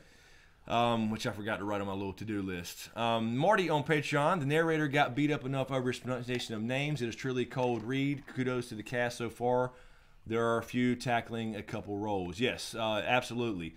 I mean, I said that in a pinned post that somebody put from their website. He had not read anything Ice and Fire got related whatsoever, so it was completely new. So overall, it was still a great job. And then he kind of started adjusting as the episodes went. So he started getting some of those correct. Mazuma again. Also, I heard the tales of doll play at the hashtag Sexboy Ranch. Have you have a favorite blonde and James has a ginger? What? Doll play. I have no idea what he's talking about. I'm just going to ignore that. Either. I have no clue what he's talking about. Marty again, also on Patreon. Also regarding Protocon, will there be any perks of being a patron? Yes, we have a Friday night Patreon meet and greet thing Friday night, so it starts early for Patreon people. So absolutely, Marty, there will be a benefit to that. There's always a benefit. I mean, it supports the channel. But yes, for Protocon specifically, we will have a Friday night get together before the whole thing starts on Saturday. So that will definitely be. And that doesn't matter. It doesn't matter what tier you are on Patreon. It doesn't matter. K-Dubs, Nightbot just flagged your use of full access. What? Okay, that was an hour ago. I'm not sure what he was meaning by that. K-Dubs again, for Protocon, will we have a sack race, a tie-dye station? Will you be signing shit? I won't want any, but someone might. Yes, we'll do all that. Sure. Yeah, you bring the tie-dye, and you get all that shit and set it up the table, K-Dubs, and we'll do a tie-dye station. I actually may have a tie-dye station. Yeah, there. He probably will. That's a great idea. So, yep. Sack race, yeah, maybe we'll do that in the courtyard of the Marriott there, since it's at the courtyard of the Marriott. No, we can do that at the cookout. I gotta get my sack back. That's right, you still ain't got it back. You showed up late and didn't get it. Maybe we can do that at the cookout. Yes. And yeah, I mean, I'll sign something if somebody wants it. I'm not giving you know, you don't want anything like you said, so most people probably wouldn't. So sure, I'll sign a Sundrop can for somebody or something. Hell yeah. There will be plenty of Sundrop. That's going to be cool. That actually happened before, at Con of Thrones. People wanted to sign Sundrop cans, which is odd to me. K-Dubs, could Arya use Euron's face to get Cersei? I hadn't thought of that before. Also, for Protocon, we should have to write our house name and design our own sigil for our name tags. That's a good idea. We are going to have lanyards with name tags and stuff. That's a cool thing, man. Yeah, you need to do that. Do that for sure. That'd be cool. I don't know how we would do it officially, but everybody has to have their own house name and sigil. I don't know, draw it on a little sticker to put on there. Some of those. Yeah, that'd be fun. As far as Arya and Euron, that's a possibility. I hadn't really thought of that. I think she's got to take somebody's face in season 8 one more time. She's gonna have to, yeah. And we were saying Littlefinger's a possibility, but I haven't heard any, filming news that could spoil that as far as Aiden being on set. So if he's not, I wouldn't imagine it's him. They probably burned his body. But they could. She could kill Euron and take his face to get in there to Cersei. Sure, that could absolutely happen. I think she's got to take one more, not completely let go of the faceless men thing. She's got to use it to win the war, So there's a reason for it. There's a reason for it. We got to see it. And maybe that's Night King related, or I know I've heard people will talk about Bran's death. Who knows? It wasn't just to kill Walder Frey. No. It wasn't just to get revenge. Lord Fukin Kev on Patreon, thank you, man. This is really a case of it was this way when I found it. Dubs and Mazuma already had it all fucked up before I got here. A good way to take the initiative, gentlemen. Cheers. Also, good evening to you and Chris, and good evening to James. Good evening. Well, good evening, Lord Fukinkev. Yeah, we know what you mean. They'll fuck up this Patreon in a heartbeat. Absolutely. And Nightbot, for sure. So, all right, let's see here. Regular chat questions. Jon Snow. Jon Snow's in the chat, by the way. Welcome, Jon Snow. Also, everybody, be sure to subscribe if you hadn't. If you're watching this and you're like logged in with or not logged in or whatever, be sure to subscribe to get everything, please, if you don't mind. It really helps us out. Jon Snow, what are your two characters that's still alive that you would guess would be whites at some point after they die? Two characters. I gotta say, we could see Beric as a white. We could see Grey Worm as a white. Yeah. We could see Tormund as a white. I don't think we'll see any past characters like Hodor or anything, or even a White Summer. I don't think that they were cast in anything to come back for season 8.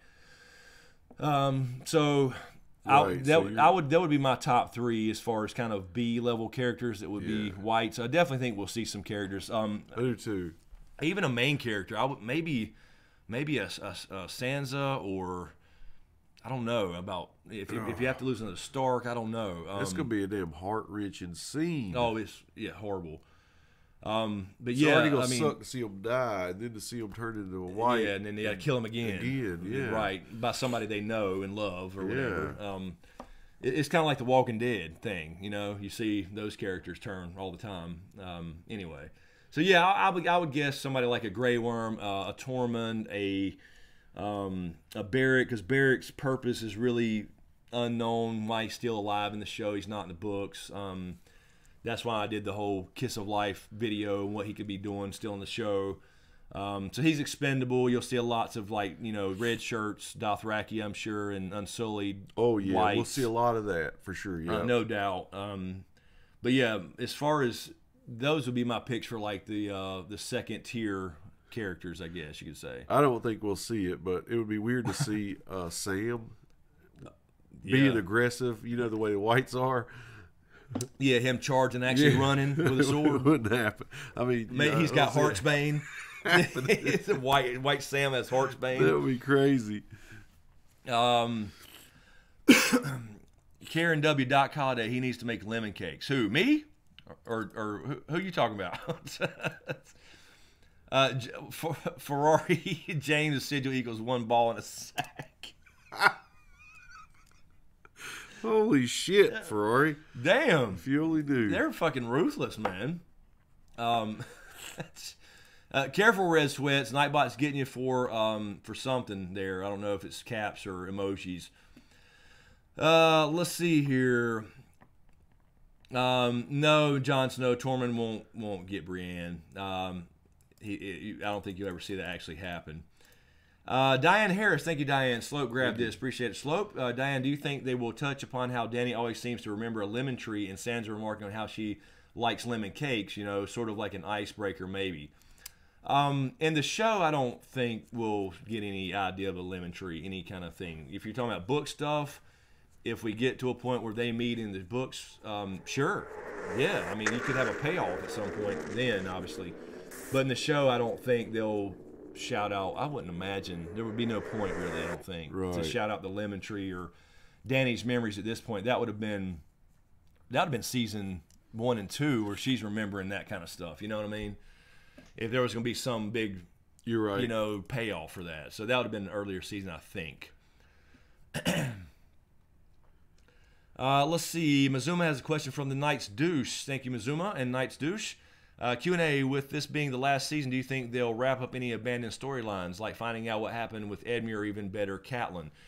I think we will see Edmure again. I don't think they can leave that so open. So I think we'll see Edmure Tully. Catelyn, no. I think they just said they threw in the river. We'll never see a follow-up on that. There's no Lady Stoneheart. That's way long gone. What's up, Joaquin and D Brown? How are you? So yeah, I think we'll definitely see Edmure and some of the Tullys of River Run come back into it, maybe for this last hoorah, the last battle. That would be another one right there, actually, as a white. You know, you can see Edmure coming back as a white. Yes. I don't know. Now, again, I don't know. I didn't keep up with filming news, so I don't know if he was recast or whatever, just like the whole Mira Reed situation. Will we see her again is a big question. It is a big question. We don't know. The last I read months and months and months ago was she had not been called. I hope to God. So, yeah, I mean, apparently she just went home. We'll see. I don't know. And we're still open to be cast as whites. Yeah. I mean, I'm still waiting on the call for reshoots. It's got to be a reshoot now. We're down to the fucking reshoots. We got a teaser already. We already got a damn teaser. It didn't have any footage, though. So, yeah, speaking of the teaser, how did everybody like the teaser? Was it enough just to piss you off or what? So we got the whole Ice and Fire theme, and, you know, I did a quick little 5-minute video. There's not too much you can get from it. They met in the middle. Dragon Glass was formed. I don't believe that it means a wall will come back up in the middle of the map or something. That implies a new pact. I just think that's what happens when that's how Obsidian's made anyway, when volcanic, you know, frozen fire was the theme, basically. Gotcha, yeah. So, I mean, all I was saying was where it meets. And it did actually meet, and if you look close, you could see the Trident and the Twins. So somewhere in the Riverlands near the God's Eye, who knows? That's the only thing you could possibly pull from that. It's just a location, but I don't think it necessarily meant anything either. It was just a symbolic Ice and Fire meeting, and they both burn, essentially. They both destroy is what they're capable of. Yes. So that's all. I don't think there was too much hidden information in there as far as the teaser goes. Jon Snow again, Q&A on the Boston College thing. Boston University? There's a difference. What do you think about Euron summoning the Kraken with Kinvara? Yeah, that's what I was saying. I think it's great for the books. I don't think we'll see that in the show. I don't think Kinvara. I wanted Kinvara to be back in the show. I wanted her and Melisandre to meet and talk amongst themselves, like have a conversation about who they believe the prince that was promised or whatever, who that is. But that actress got fired, and they could change actresses or whatever. That'd be fine for me. I just wanted to see her in the show, but I just don't think she will be. I think they just kind of closed off Essos and shut that down. And so, as far as Euron, I don't believe in the show they'll do the Euron of the books where he's doing blood magic and things like that. I don't think they have time for like him summoning Krakens and stuff. Nope. Book Euron, yes, absolutely. Show Euron, they never set that up. Ungoliant, thank you, Ungoliant. Thank you. Given the symbolism in the teaser trailer, do you think the neck will freeze over, causing Greywater Watch to get stuck in one place? And will this be a thing in the show?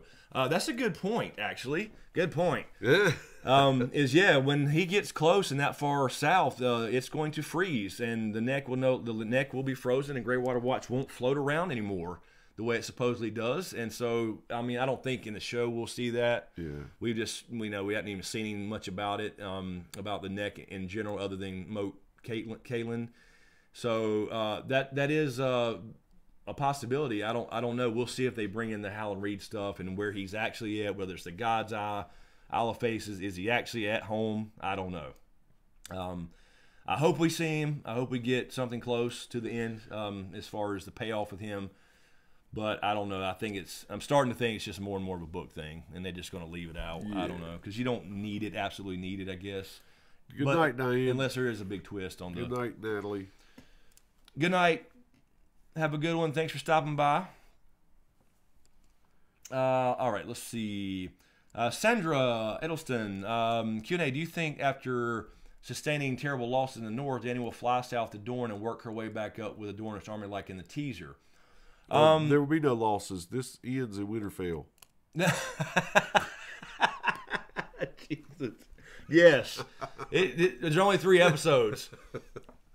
Episode 3 will be the final battle. It'll take the whole entire episode for sure, and that's it. That's it. We don't find out the third twist. We may get that in the prequel. Right. Well, all I know, Chris hates the fact that the Dornish army is down there doing nothing. I do. It's so stupid. It's just dumb. They killed the leaders, the supposed leaders, the Sand Snakes. It doesn't mean the whole entire Dornish army's dead. Right. So I would love for that to happen. At least just kind of a little bit of retribution or something, where she flies down and brings up the fire from the south, so to speak. That would be cool. So I like the idea. They could do it, Yeah. They're going to get hammered up north. You're going to lose a lot of Unsullied. You're going to lose a lot of Dothraki. It's not going to go well. I'm just telling you. So I think it's a possibility. She's saying like in the teaser. So you think? Yeah, where it's coming from the south. It starts in Dorne, the fire, I guess. Huh. Yeah, I mean that could be a thing. Again, it's not that hard. You don't have to explain it. You just have to have Dornish sigils on horses, and I think it could work. And That's it would show that you didn't lose the entire army down there just because this wasn't forgotten about. Right, exactly. It gives some kind of little retribution to last season's bullshit about you cost us Dorne and the Reach, and no, you didn't. You cost a couple houses. That's right. A couple people actually. So I think it's a great idea.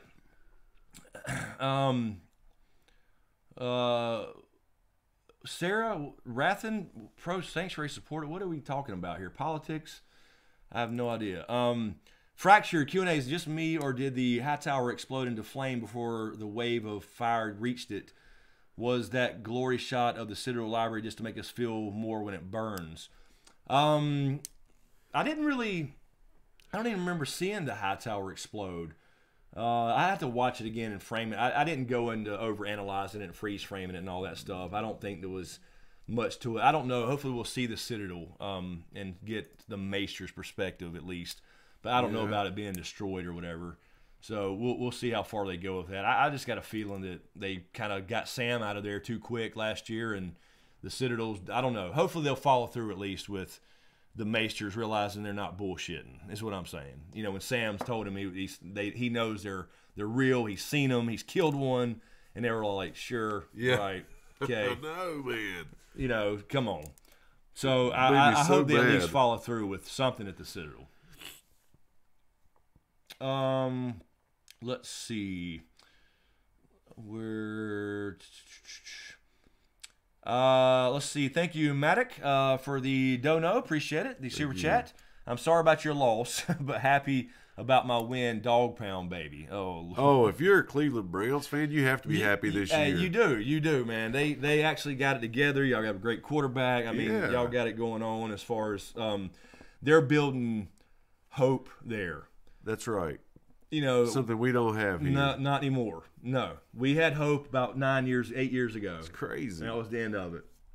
After 2015 was the end of it. Yeah, it died. Yeah, I had a little hope going into 16. Nope. Once the second game was over. It was over. So y'all are building a winning culture there in Cleveland. Good for you. Congrats on the win today. Yeah. I'm just done with it. I'm just done. It's unbelievable. Like I was telling Chris, this is one of those that you look at the schedule at the beginning of the season and go, there's a win. Yeah, at the very beginning of the season, I actually went through and did that with my cousin, and I was like, I had us at 12-4 or 11-5. Yeah, that's what we should be. Easy. With our talent and the changes and all that stuff they finally made, but no. The fucking Browns, of all people. Low Horton, everything last season was too quick for my taste. It moved. Quick. It really moved fast. I still hate the idea of 7 and 6 episodes in these last 2 seasons. It's just if they're longer episodes where they're an hour and 10 minutes, hour 15 minutes, why not just make 10 episode seasons? You know what I mean? I don't know, but I guess to a degree I understand these people have spent. Probably over, this will be the 8th season. They've probably been in this thing 12 years, 13 years. So I get it to a degree, but, kind of get it done. Hello, Marilyn Bentley. How are you? Ungoliant Q&A. How cool was the lion melting in the teaser and looked like it was bleeding gold? Yeah, I didn't really notice. I didn't even think about the gold thing. That is a good point. But, anyway, I didn't think about the Lannister gold thing. Kind of almost shout out to Viserys, I guess, and the Golden Crown. I didn't think much more of it after watching it 2 or 3 times. I didn't catch any more thinking it was like hidden messages. I just thought Ice and Fire consuming everything, and that's what they've been building towards with all this feudalism over all these years. So it really goes back to what the Night King's his actual mission is. We'll see. Let's see. Joaquin, have the Night King land on the tower with Viserion as they look in horror. Yeah, that would be kind of cool if he shows up to the Citadel and the Maester's like, oh shit, what is that? So that would work. That works for me. Jason Clutchy, how about those Bears? Yeah, we said that earlier, Jason. Yeah. When did the Bears get good? I know, we had the game man. on earlier before we started, and I guess they won. I'm assuming. I didn't know. What game was on? No, Dallas was on. We watched the Bears earlier, right? Yeah, the Bears and the Ravens? No, Rams. I forgot who. The Bears and the Rams. The Bears and the Rams. But now I'm wondering, was that before or after the I can't Eagles remember. and We had a game on. Yeah, we turned it off so we wouldn't be looking at like TV. 3 on. Exactly. Yeah, I didn't know. I've been disconnected this year since we started losing from NFL. I didn't even know the Bears got good. I know. I had no idea. So It's funny we were talking about that and then bring it up. oh Lord. Let's see. Arya Stark. A Stark is in the chat, by the way. Thank you, A Stark. Q&A, is Euron Greyjoy connected with the Three-Eyed Crow? I think he is, in a sense. Not. I think this is a book only. This will not be show Euron. I think that Euron was a potential candidate for the next Three-Eyed Raven before Bran. This would be a book only thing. So he describes in the books that he has had the things he's seen and these weird dreams he had as a child. So it almost parallels Bran. So I think that Euron was somehow, he has some kind of gift or something. Gotcha. He has something that's usable in that sense that he could use. And I think Bloodraven may have contacted him when he was a child, trying to recruit him possibly. Book only thing, and therefore Crow's eye now, that's what he uses. He's got one eye. Will it be revealed? In the books? Yeah, I would Bloodraven. think so. I would think that you would get some kind of revelation that Okay. he had gotten this. We've already heard about but I don't know. He doesn't really understand why either. So if he doesn't know, I don't know. Maybe Bran can see that in the books or something. Yeah. As well, and go into the past more. So I don't know. Hopefully, maybe that's left unsaid or just left there to let us ponder about. So I don't know if we get a full Pretty reveal cool, about it, but actually. yeah, that's what I mean. Euron is not book Euron on the show at all. So there's just no hint of magic and dreams and sorcery and blood magic and all that kind of He's stuff. not magic-y enough. Not magic enough. Jon Snow, QA, will Jon and Dany get married before or after Jon finds out his parentage? I don't know. That's what we talked about Damn before. it. I don't like to think about that. Yeah, we said before that they may get married like really quickly now, like before they get to Winterfell. Yeah. Like at White Harbor or whatever. And then they find out and they're like, oh shit. That puts a twist on it. It does. Like, what do you do then? I mean, they prepared us for it with Cersei and Jaime, but you still have to be. It's still weird. It's still weird when they find out. But do they do the whole? Okay, well, look, we didn't know we're aunt and cousin. It's not like we're brother and sister. Love conquers all. Or do you split up because of that? I don't think so. I think they I don't know, but I would guess. I don't know. If I had to guess, I would say. I really don't know because you know how Jon is. Like he would marry her right now. Oh hell yeah! And she may do the same. I don't know if she'd want to try to get the crown first or whatever. I don't know. That's hard to say. They may go ahead and do it. I don't know. I haven't put much thought into when they'll actually get married if they do. If they did, it would definitely spin things a little bit and make it a little more complicated in Winterfell. Like, look, we already got married, motherfuckers. It don't matter what you think. This is the way it is. I don't know. I will see. We'll see. Flip a coin. She's a lonely widow. Yeah, that's true. Marilyn Bentley, to all, please put the words QA before your question so we moderators can catch them, please. Yes, that definitely helps. Rick Moore, Dany would not care about Jon being her nephew. Yeah, I mean, I think after the initial shock and they talk about things that they'll kind of push past it. Yeah. But it will be something they would consider. I mean, it's just odd. But then, of course, Dany, you got to think about, especially book Dany, she grew up expecting to marry Viserys. I was getting ready to say something. I mean, completely silly, completely about normal. that. So she wouldn't think. Yeah, show Dany though it seems to be a little different. So we'll see how they do it. But yeah, I mean, she completely, as she grew up, she completely expected to marry Viserys when she got old enough. She already expected that type of thing. So. And he's creepy. Yeah, I was gonna joke and say she comes out and says, "Oh, big deal, my brother took my virginity."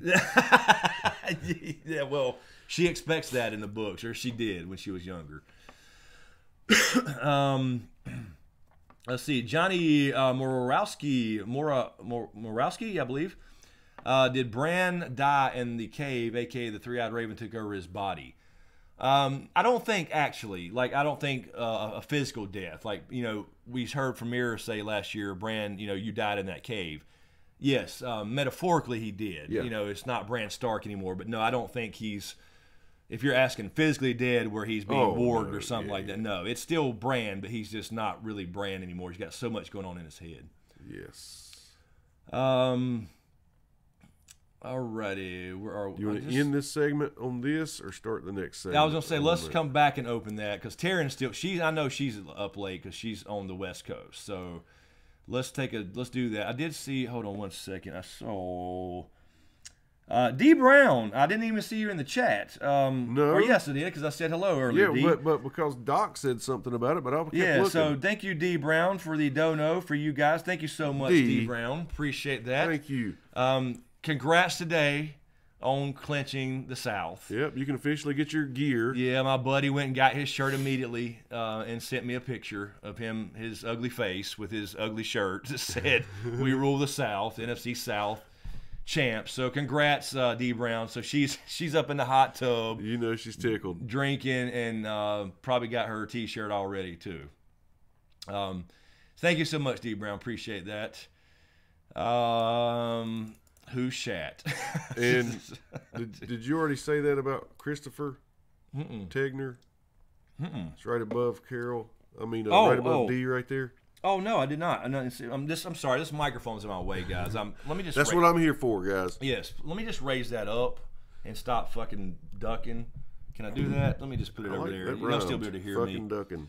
Christopher Tegner, thank you for subbing. Appreciate it. Thank you very much. Appreciate that. Christopher, I don't know how long you've been here, but he's on Twitch too, so check us out there. Oh yeah, absolutely. Links are all in every video description, and this one too. Let's see. We'll get one more, and then we'll take a stretcher, and then come back and open this thing up and wrap it up here, so you guys can get out of here. I want to open this damn package from Tyrion. I see Sandra Edelston. John once thought being the rightful heir is no longer a problem. He joined the Night's Watch, and he bent the knee to Dany. Well, that's right. I mean, technically, the Night's Watch is over. He died. Yeah. He fulfilled his vows there, so that no longer counts. But he did pledge to Dany, and he will still do that once he finds out who he is. He will still, just like the season episode 1 we just covered in the first part of the stream, as far as the Boston University virtual season, he will still absolutely, hold strong to his vow to Dany. Yeah. That's all. And that does, like the Night Watch thing, it shows he could care less about being an heir. Right. He joined that, and then he had no problem. Now, don't get me wrong. He'll like, just for a fleeting moment, just like he used to dream of being a Stark, and the Lord of Winterfell. He'll for a moment go, "You motherfuckers! I thought I was a bastard this whole time. I could damn think." For a second, he'll be like, "Okay, this is who I really am." But he won't. In the end, he won't care about that damn throne. We got that last year for sure when he told Tyrion, "Who could ever live in a place with 1 million people all in one place?" Let's see.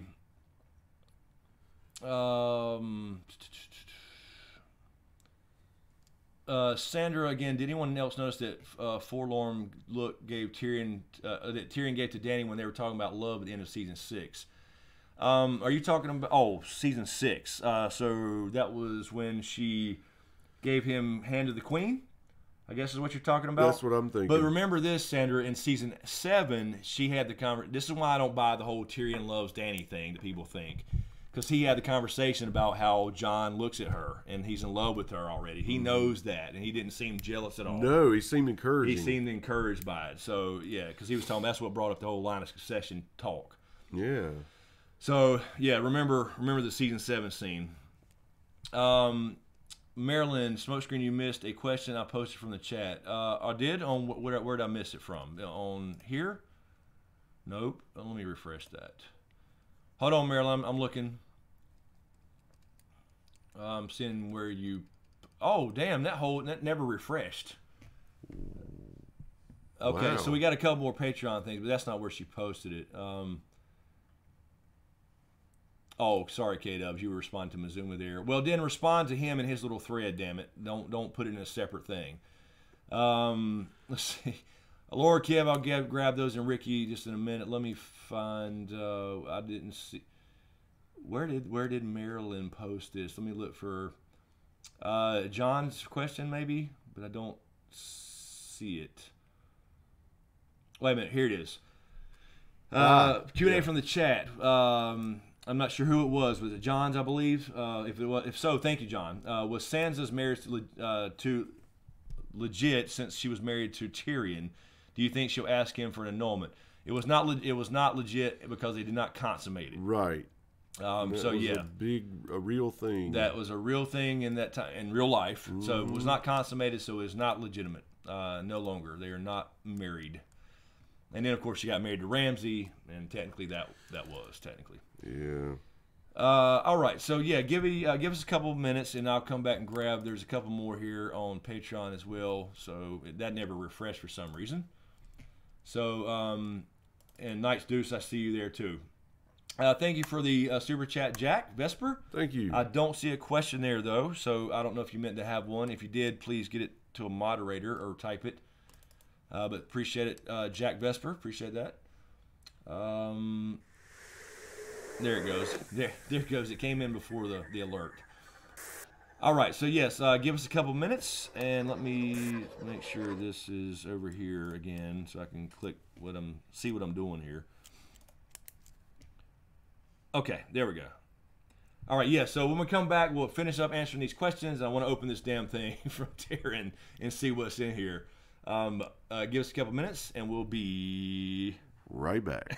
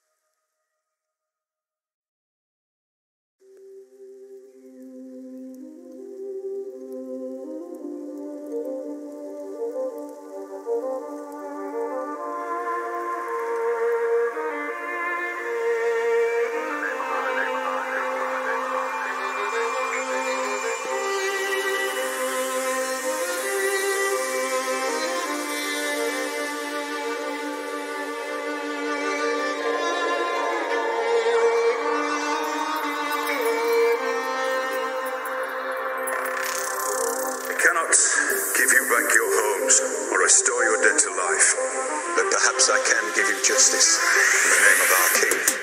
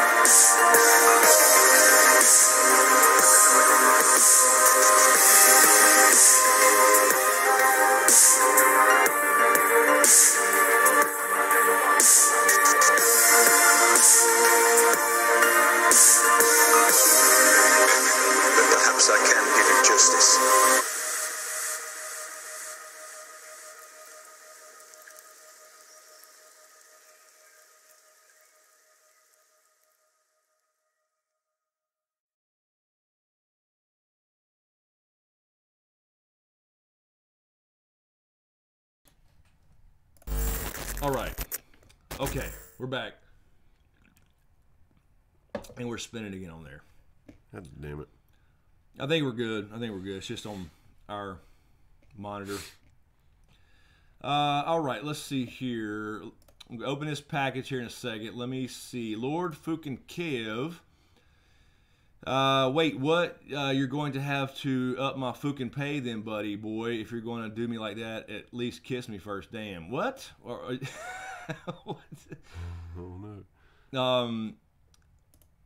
I don't know if are you talking to me, Lord Kev, or are you talking to K-Dub? Oh, I'm not sure. He says it right there. Oh, about my previous post, it wasn't in reference to your idea from Azuma, not Protocon. Oh, that's right. Oh, in the glass booth. Yeah, that's right. The glass. Hashtag sack pack for life. Love it. Sack pack. Jesus Christ. And Ricky Garrett on Patreon. Thank you, Ricky. What do you think will be the most satisfying ending to a long wait in April? Avengers, Endgame, or GOT Season 8? Ooh, man, they got two things going away. Yeah, that sucks. It does. The most satisfying, I don't know, man.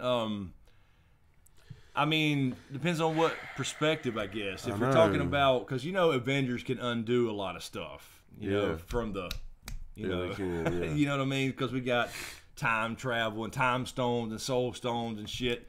That's right.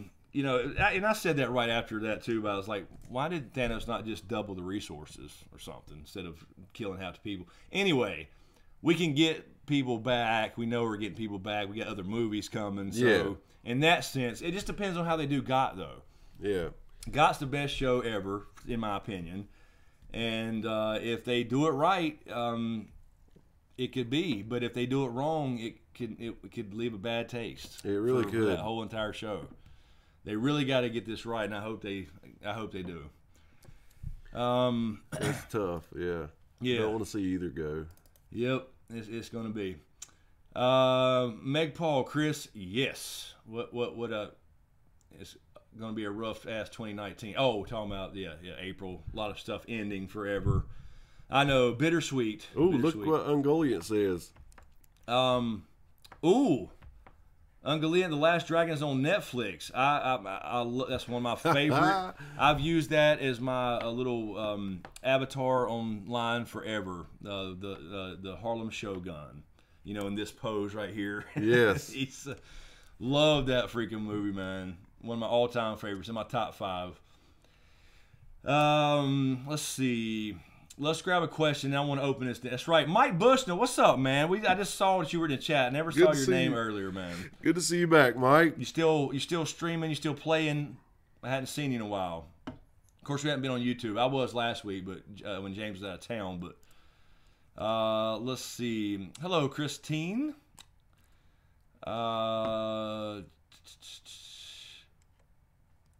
What's up, Everett Cooper? We're still going. We're still here for a little while. Another 15, 20 minutes or so. What's in the box? All right, Karen's asking. Let's find out what's in this damn box. Let's get to it. I want to open this. Yes. I want to find out. I'm excited. What got lost in the mail for a while. Okay, so all I did, Taryn, was I just cut the thing before we started. I have not even peered into it. Okay, there's 2 boxes. 2 boxes here. Can you see this big thing here? That's a big package. Damn it. Wait a minute. What's she got going? She's tricked me. She's got something at the other end holding this thing in. There's some tape or something. Let me just unwrap it like a Christmas present. I want to find out what's in the box. Sweet. It's 2 big long things. Oh no. No, don't give him a zoom in them anymore. Any more ammo. Okay, we got what in the world paper. Let me throw that down there. Oh, we got a card. Oh, that says James. Oh, okay. There's a card that says James. Well, thank you. Well, there's no card that says Chris, though. Did I drop anything? I don't think I did. No. You got a card. I did not get a card. Thank you, Taryn. I don't know which one to open. Oh, I think there's a hint in here. Uh-oh. Something about a pretty little redhead. All right, I'm just going to open a box because I don't see them labeled or anything. Red hair. That said red hair? Well, then I'll give that to you. That's me, pretty little ginger. That's marked out. Thank you so much. Yeah, so, Taryn, I don't know. I don't have a card, so I don't hope it's nothing lost. I didn't drop anything, did I? All right, let's see. Ooh. Oh, my God, it looks cool already. All right, I got to find room here. Oh, I like the cloth here. Westeros cloth. It's the Dany. Dude. It's the Dany doll. That's cool. Okay, I got to untie this thing, and I'll hold this up for you guys. This is awesome already. It's my Barbie. Dude. We got Daenerys Targaryen, this doll that Taryn made. Look at the damn, I don't know if you can see that. Look at the detail in that shit right there. And the dress, the little dragon clasp. Her hair's kind of messed up, Taryn. Let me fix her hair. A Dany doll with the boots, the clothes, the dress, the full everything. That is awesome. Thank you so much, Taryn. Really, really cool. I don't know where to put it. That's kind of creepy to stand up in your bedroom. Oh, you got Sansa. Look at that. Damn, the detail. Look at that dress. Look at the detail in that dress. That's unfreaking believable, dude. Yes, it is. Very cool. I don't know if you guys, how the camera will not do this justice. No. The clothes. I mean, it's insane. The detail in the dress is us. Thank you so much, Taryn. I don't know if you still have your Etsy store, but if you get, I don't have that link. That I shared that before. Taryn is the one that made me. You know, if you guys remember. Oh, it's got a base. Oh, cool. We got a base. Cool to stand her on. I'm assuming that's a base. And then there's a little stand. Yeah, I see that. There's a little stand there, a little clear base to stand her on. Very cool. Thank you so much, Terry. I got sands untied. Look, guys. Trying to show me something. She's trying to get a peek. Get a peek. Look at this. Very cool. Taryn, thank you so much. Yes. So very much. If you guys remember, Taryn's the one that made the Winterfell quilts with the Night King and the dragons in the air. Thank you so much, Taryn. I'm gonna sit This that is over bigger here. than a regular Barbie doll because Oh, my cousin had no Barbie doubt. dolls I played with. This is amazing, man. Yeah, that's twice as big as a damn Barbie Yeah. doll. Mike Bushton, where's the Ramsey doll? Look at the hair. I know. I mean, the braids, everything's so much stuff going on there, and there's so much detail.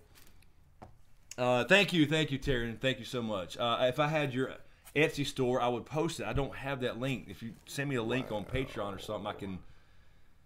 No, Taryn, no other card. There was not a card for. I didn't have a card with my name on it.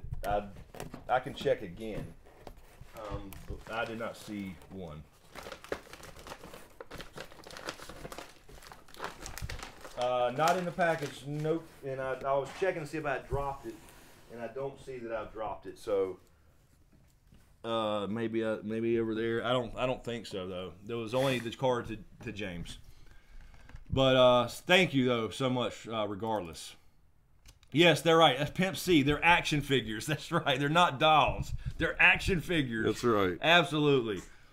No, really, really cool. That's a good idea, Ricky. Ramsey doll for Riddick. Oh, awesome. Dude, that is funny. Yes. Very cool.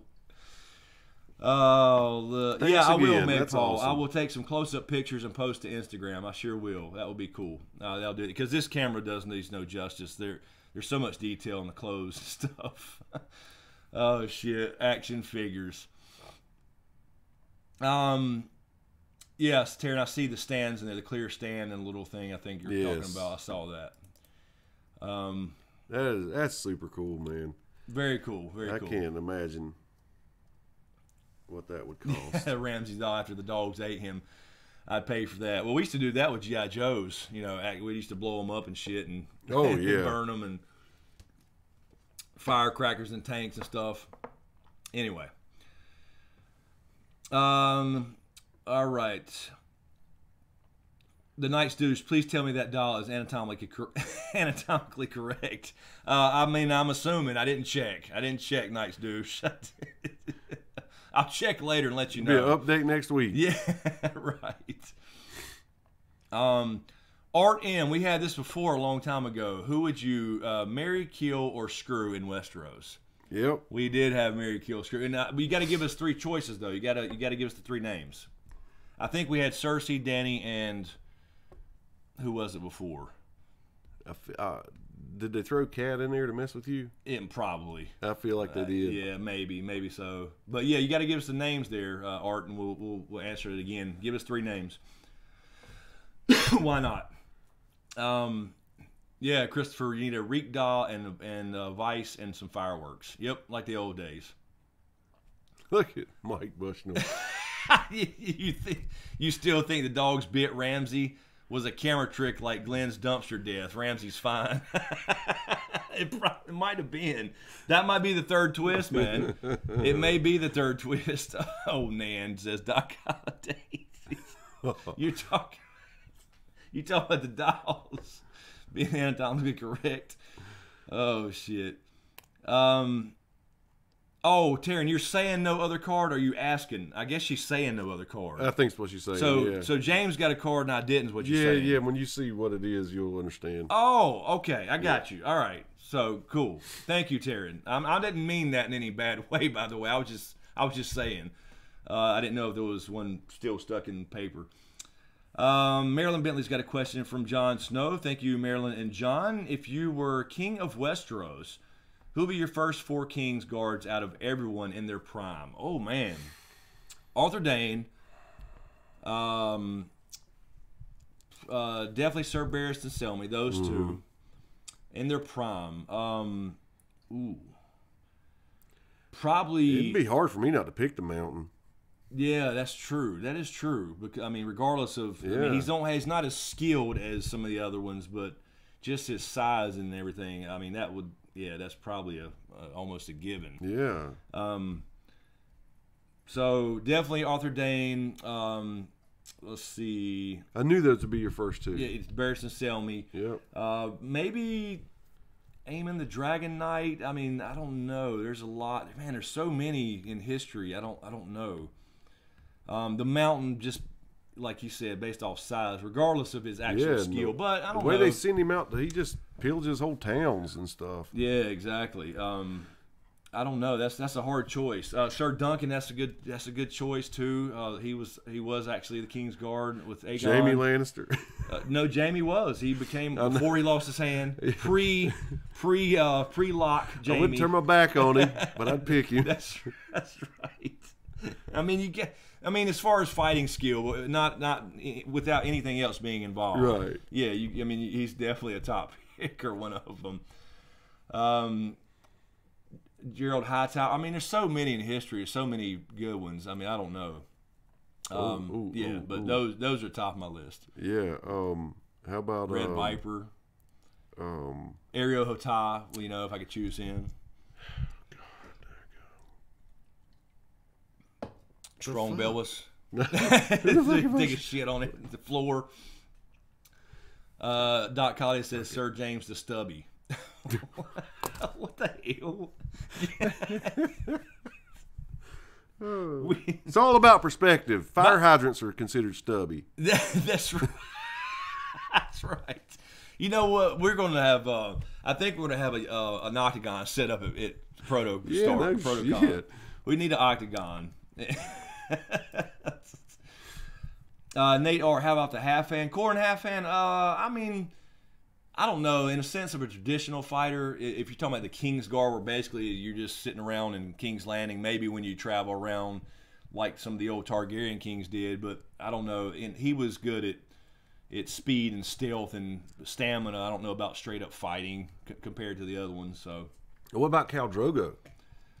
Yeah. I mean if he's not. If he would do it, yeah, it's not traditional as far as armor and all that shit. But if you're just picking people based off that, where you assume they would just actually a badass, would they actually do it? Yeah, I mean, Mike Bush, no best fighter is Ramsey. Yes. Where have you been? Exactly.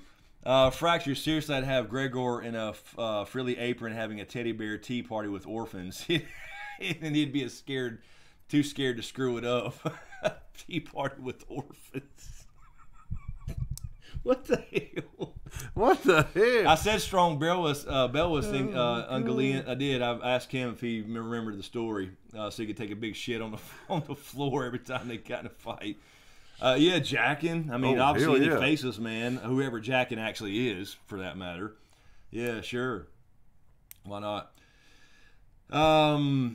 Let's see. Jon Snow is asking if you are betting on a trial by combat between Robert Baratheon in his prime and Dunk in the Tall in his prime. Who are you taking? That's almost a coin flip right there. Sir Duncan the Tall was badass and actually huge. Robert's tall as hell. Book Robert is tall. Yeah.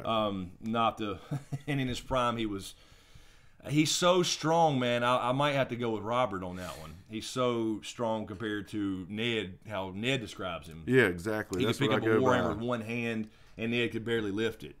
So, I don't know. Just based off that, Robert from the books, for sure. Ungoliant, Q&A, do you think Bran will quote Ygritte to prove to Jon his visions are real and Jon will get pissed? Yes. I forgot to mention that in the episode 1, he says, "You know nothing, Jon Snow," and that's what, right. That's what pisses him off and makes him walk away. I said he walked away. Yeah, they did say that in there. Yes, I do think we'll hear stuff like that from Bran. We'll hear the things I do for love with Jaime. Yeah, there'll be a couple more of those creepy little things to prove to people. Because I mean, even though they've seen the Night King or a white, like Jaime seen the white. He saw dragons. It's still kind of weird to believe that he can see all this other stuff and tell you real history. It's still weird, so he's got to prove it. And it's also got to be a little creepy. He is kind of creepy, emo Bran. So he tell you shit you do when you're alone. Exactly. That's what was scary about it. As soon as you heard something like that, you just be like, shut the fuck up. Yeah.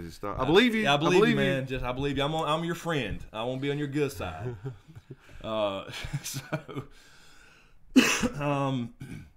Lord Fucking Kev, here's a good one. Q&A, if you had to choose a small council from members of the chat or Patreon, who would it be? Oh, shit. Oh, man. Let's see. Let's forget that Kev guy. Let's forget Mizuma. Let's forget K-Dubs. Carol and Doc, we know, are going to be on there. Yeah, I would say. Let's see. We'll get back to you on that one. I don't know, because you gotta think about. Are we talking about in the context of Master of Coin, Master of Ships, Master of War, Whispers, and all that shit? As far as whose roles who. That would take a while. I don't know. Yeah, I don't. You'd have to assign those roles. Yeah, I don't know. Fractured's right. What's that? Someone should be checking Bran every day. Infection is a killer, and he can't feel where he's hurt. That is true. That is true. Oh, it would suck to lose him before he could get something out of his mouth. Oh, yeah, I know. That's the thing. People actually joked about it, but it's actually a real thing. Lord Kev, you do not want to wake the dragon. Okay. Yes, I do. Yes, I do, actually, Lord Kev. I want to wake the dragon, please. I want to see the dragon. Old crane technique. If do right, Doc no Connie, can defend. I'm the master debater. Oh. I forgot what I was fixing to say. I completely forgot. About infection? Yes. Because somebody mentioned before as a joke, like, they never show him changing Bran's diaper and shit.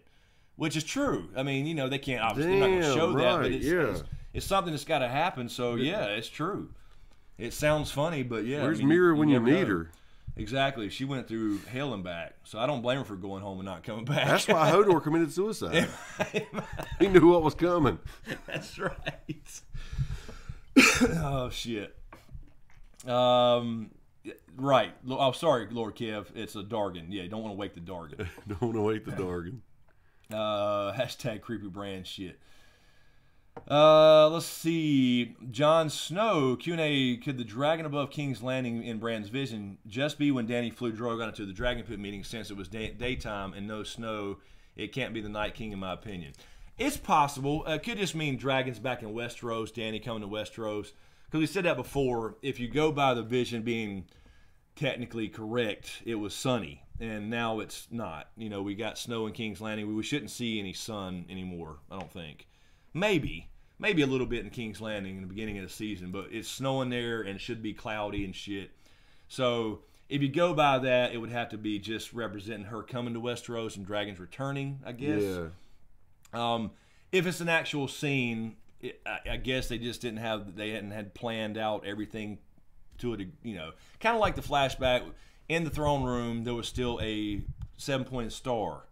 Dany's vision, right. But of course, now we know it's a Lannister lion. Yeah. So they didn't think about how they were going to change the aesthetics of the room or whatever. So I think it's probably in general, but it could be the Night King if they wanted to use it that way, or it could be Jon. It could be Dany on Drogon. Season 8. Who knows how they use it? I think in general, just Dany being in Westeros or King's Landing. Specifically at some point. The Nice Douche, Q&A, everyone says ice is unusable in combat because of its size, but nobody mentions Valyrian steel is lighter. Ned could swing that thing. That is true. That is true. It is lighter, absolutely. He did not use it in combat, though. He did carry a regular longsword.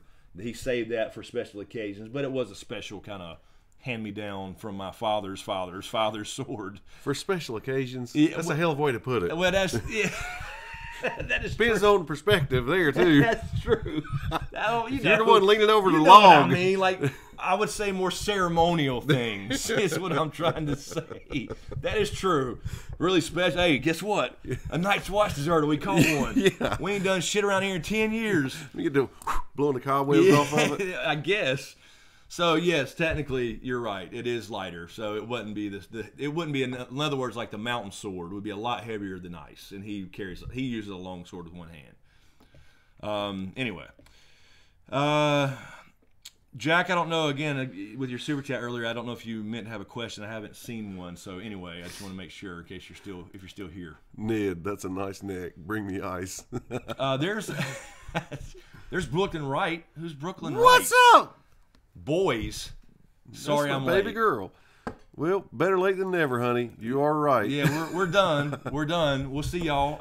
We're getting off in like 2 minutes. What's up, Brooklyn?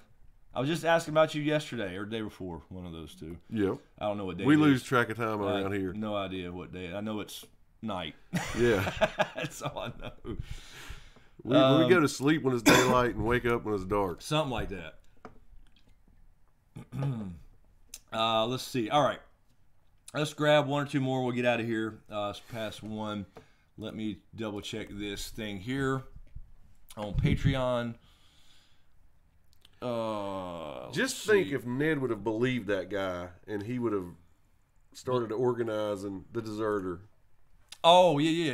If he had Will or Gary, whichever one. Yeah. It's like, damn, man. This guy's telling you everything. And you know he slightly questioned it because he had just found the direwolf and then the stag, and they played the music. It's crazy, dude. He looked at Sir Roderick with his tied up beard, you know, and he started thinking about this stuff. And then Benjen comes in, and he's like, a lot of weird stuff's going on. Yeah. And he kind of wrote it off like, you know, I don't know. So he started thinking about it because you know that they passed down these stories. He heard old Nan stories too. Yeah, and this guy's coming back saying, I saw it. I saw the walkers, you know. Why do you think I left? But so I don't know. I think he did question it, but he did his duty, you know, to a T, and didn't hear him out. Of course, the guy didn't make a big case for it either. No, he did not. He did not. He just kind of said, saw him. I know you got to kill me. Tell my parents I'm sorry. You know, it's like fight for yourself, man. I know. Tell him some details. Yeah, Something. I always said that too. That's right. It's terrible. Everybody's too honorable. Yeah, exactly. I got a lot to tell you, but you're right. I did desert. Right. So. Joaquin, I think Hodor still has a part to play in the endgame. I think Hodor will be close to the Night King when Bran will warg him, catching the Night King off guard. I don't know. I just don't know if you can. We just still don't know the rules. You know, we don't know the rules about warging a dead thing. That's right. So I don't know. I don't think we know Hodor the will be Night back. King kind of reanimates things, but Right, dead things, Yeah. long dead things. Okay, Jack, I see your thing now. No question. Thank you, man. Appreciate it, Jack. He did his duty. All right, Nights Deuce, have a good one. We're getting out of here too. Thank you for stopping by. Head back to work. Get to work, man. Okay. Let's see. We'll grab this one, last one here. The hell? Is that it's a scraper truck? Thank Yeah. you. Christopher Tegner, let's see, Q&A. Do you agree it would have been cool to see Littlefinger grab Arya's dagger and deposit it in her eye? Wouldn't have been something that just would have been epic on Red Wedding level shock? Oh yeah, if that would have Absolutely. happened, my jaw would hit the floor. Everybody's would have. It would have been really shocking. Now, would I have loved it? No. But yeah, it would have been like, oh shit! And then but what does he do? Right, he's surrounded. He's surrounded. Does he try to run? I mean, could you see that? Hey, you know Arya's surviving. I mean, the way she got stabbed Oh a million yeah, times. yeah. She's gonna just put a Band-Aid on it. Yeah. You know, drink some chicken soup, and she could probably see again next day. I know. I mean, the way. So that would have been a hell of a shocker. I will admit that would have been a hell of a shocker. Yes, that would have been cool, or not cool, or something. Anyway, Nate R. Littlefinger's death in the book should be so much better. I mean, I don't know. It was pretty cool. It was pretty cool little setup. They played the game. You know, he thought he was playing the game. So that, because everybody keeps saying that, like he should have had, and I said it at first too, till I thought about it.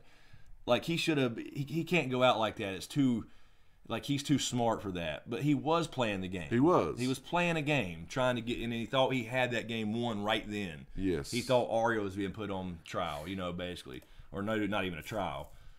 And it turned on him. So I think it's fine. And when you think back on it, I didn't like to see him like, Sansa, you know, begging, crying. But I guess I would too. It was actually pretty good.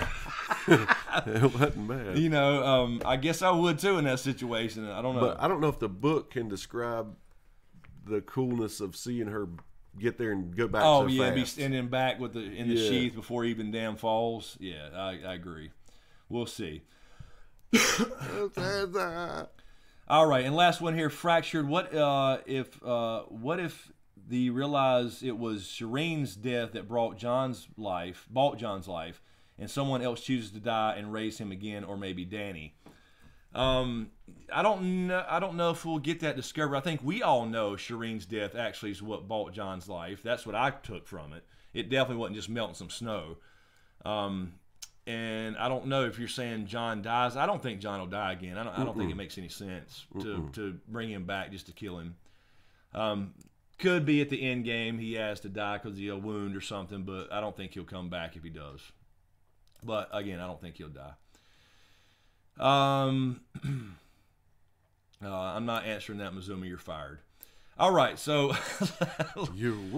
let's get out of here. It's about 1:10. Really appreciate it, guys. Thanks for stopping by. Thank you, moderators, and for all your work and grabbing questions and all that. And thanks for sticking around for the review for episode 1 of Boston University's virtual season.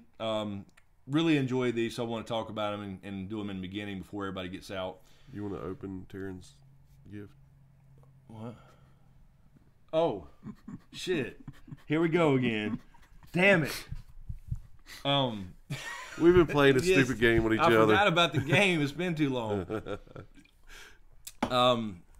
Yes. Oh, yes. That's what I was going to say, Christopher. That's what I was trying to say before James fucked me up with the fucking time thing again. Yes. Episode 2, Tuesday. Every Tuesday we'll drop episodes until 6 is over. And then we'll stream on YouTube every Sunday since Game of Thrones season's kind of ramping up a little bit. We're going to go over to Twitch, I think on Tuesdays. I think we'll do that. Sounds good. So we'll do some videos on here for Making a Murderer and just kind of let everybody know what we're doing. Bring some people in that want to talk about it. If you guys are interested, great. Be sure to check those out, and then we'll do a live stream, and I'll go back to gaming and stuff too on there occasionally during the week. But I think we'll do Twitch Tuesdays and do sounds cool, man. A live stream for that at least for a little while. We can't do it for forever, obviously, but just for a couple weeks, few weeks, whatever, and then we'll go from there with the other Twitch show, whatever that ends up being. It can be a little bit of everything. So. Follow on Twitch. Thank you, everybody. Thank you for all the mods again. Thank you for all the subscriptions and super chats and donos. Really appreciate it. You've been quiet. Oh tonight. Yeah, I hadn't seen Hoonjob tonight. No joke. But I know earlier I missed a lot of names because I was talking about the thing and looking over my notes here for episode 1. So anyway, appreciate it. Thank you, guys. Thank you so much, Taryn, by the way, for the cool ass action figure. You so much. The big action figure. Yes. So, really appreciate it. I will take some pictures of that for Instagram for you guys. So, follow all the social media for all announcements and all that stuff. Don't forget, ProtoCon is up and running. You can register for that at any time. There'll be more updates on there, details and all that stuff. And merch as well is coming with that. We already got the merch coming for that as well. So you can register from that anytime from now until August, I think the 1st of August, and it's August the 9th through the 11th next year. So Game of Thrones will be over at that time. Anyway, as usual, thank you. Love you guys. Thanks for hanging out. Yes. Thanks for watching, and we'll see you next time.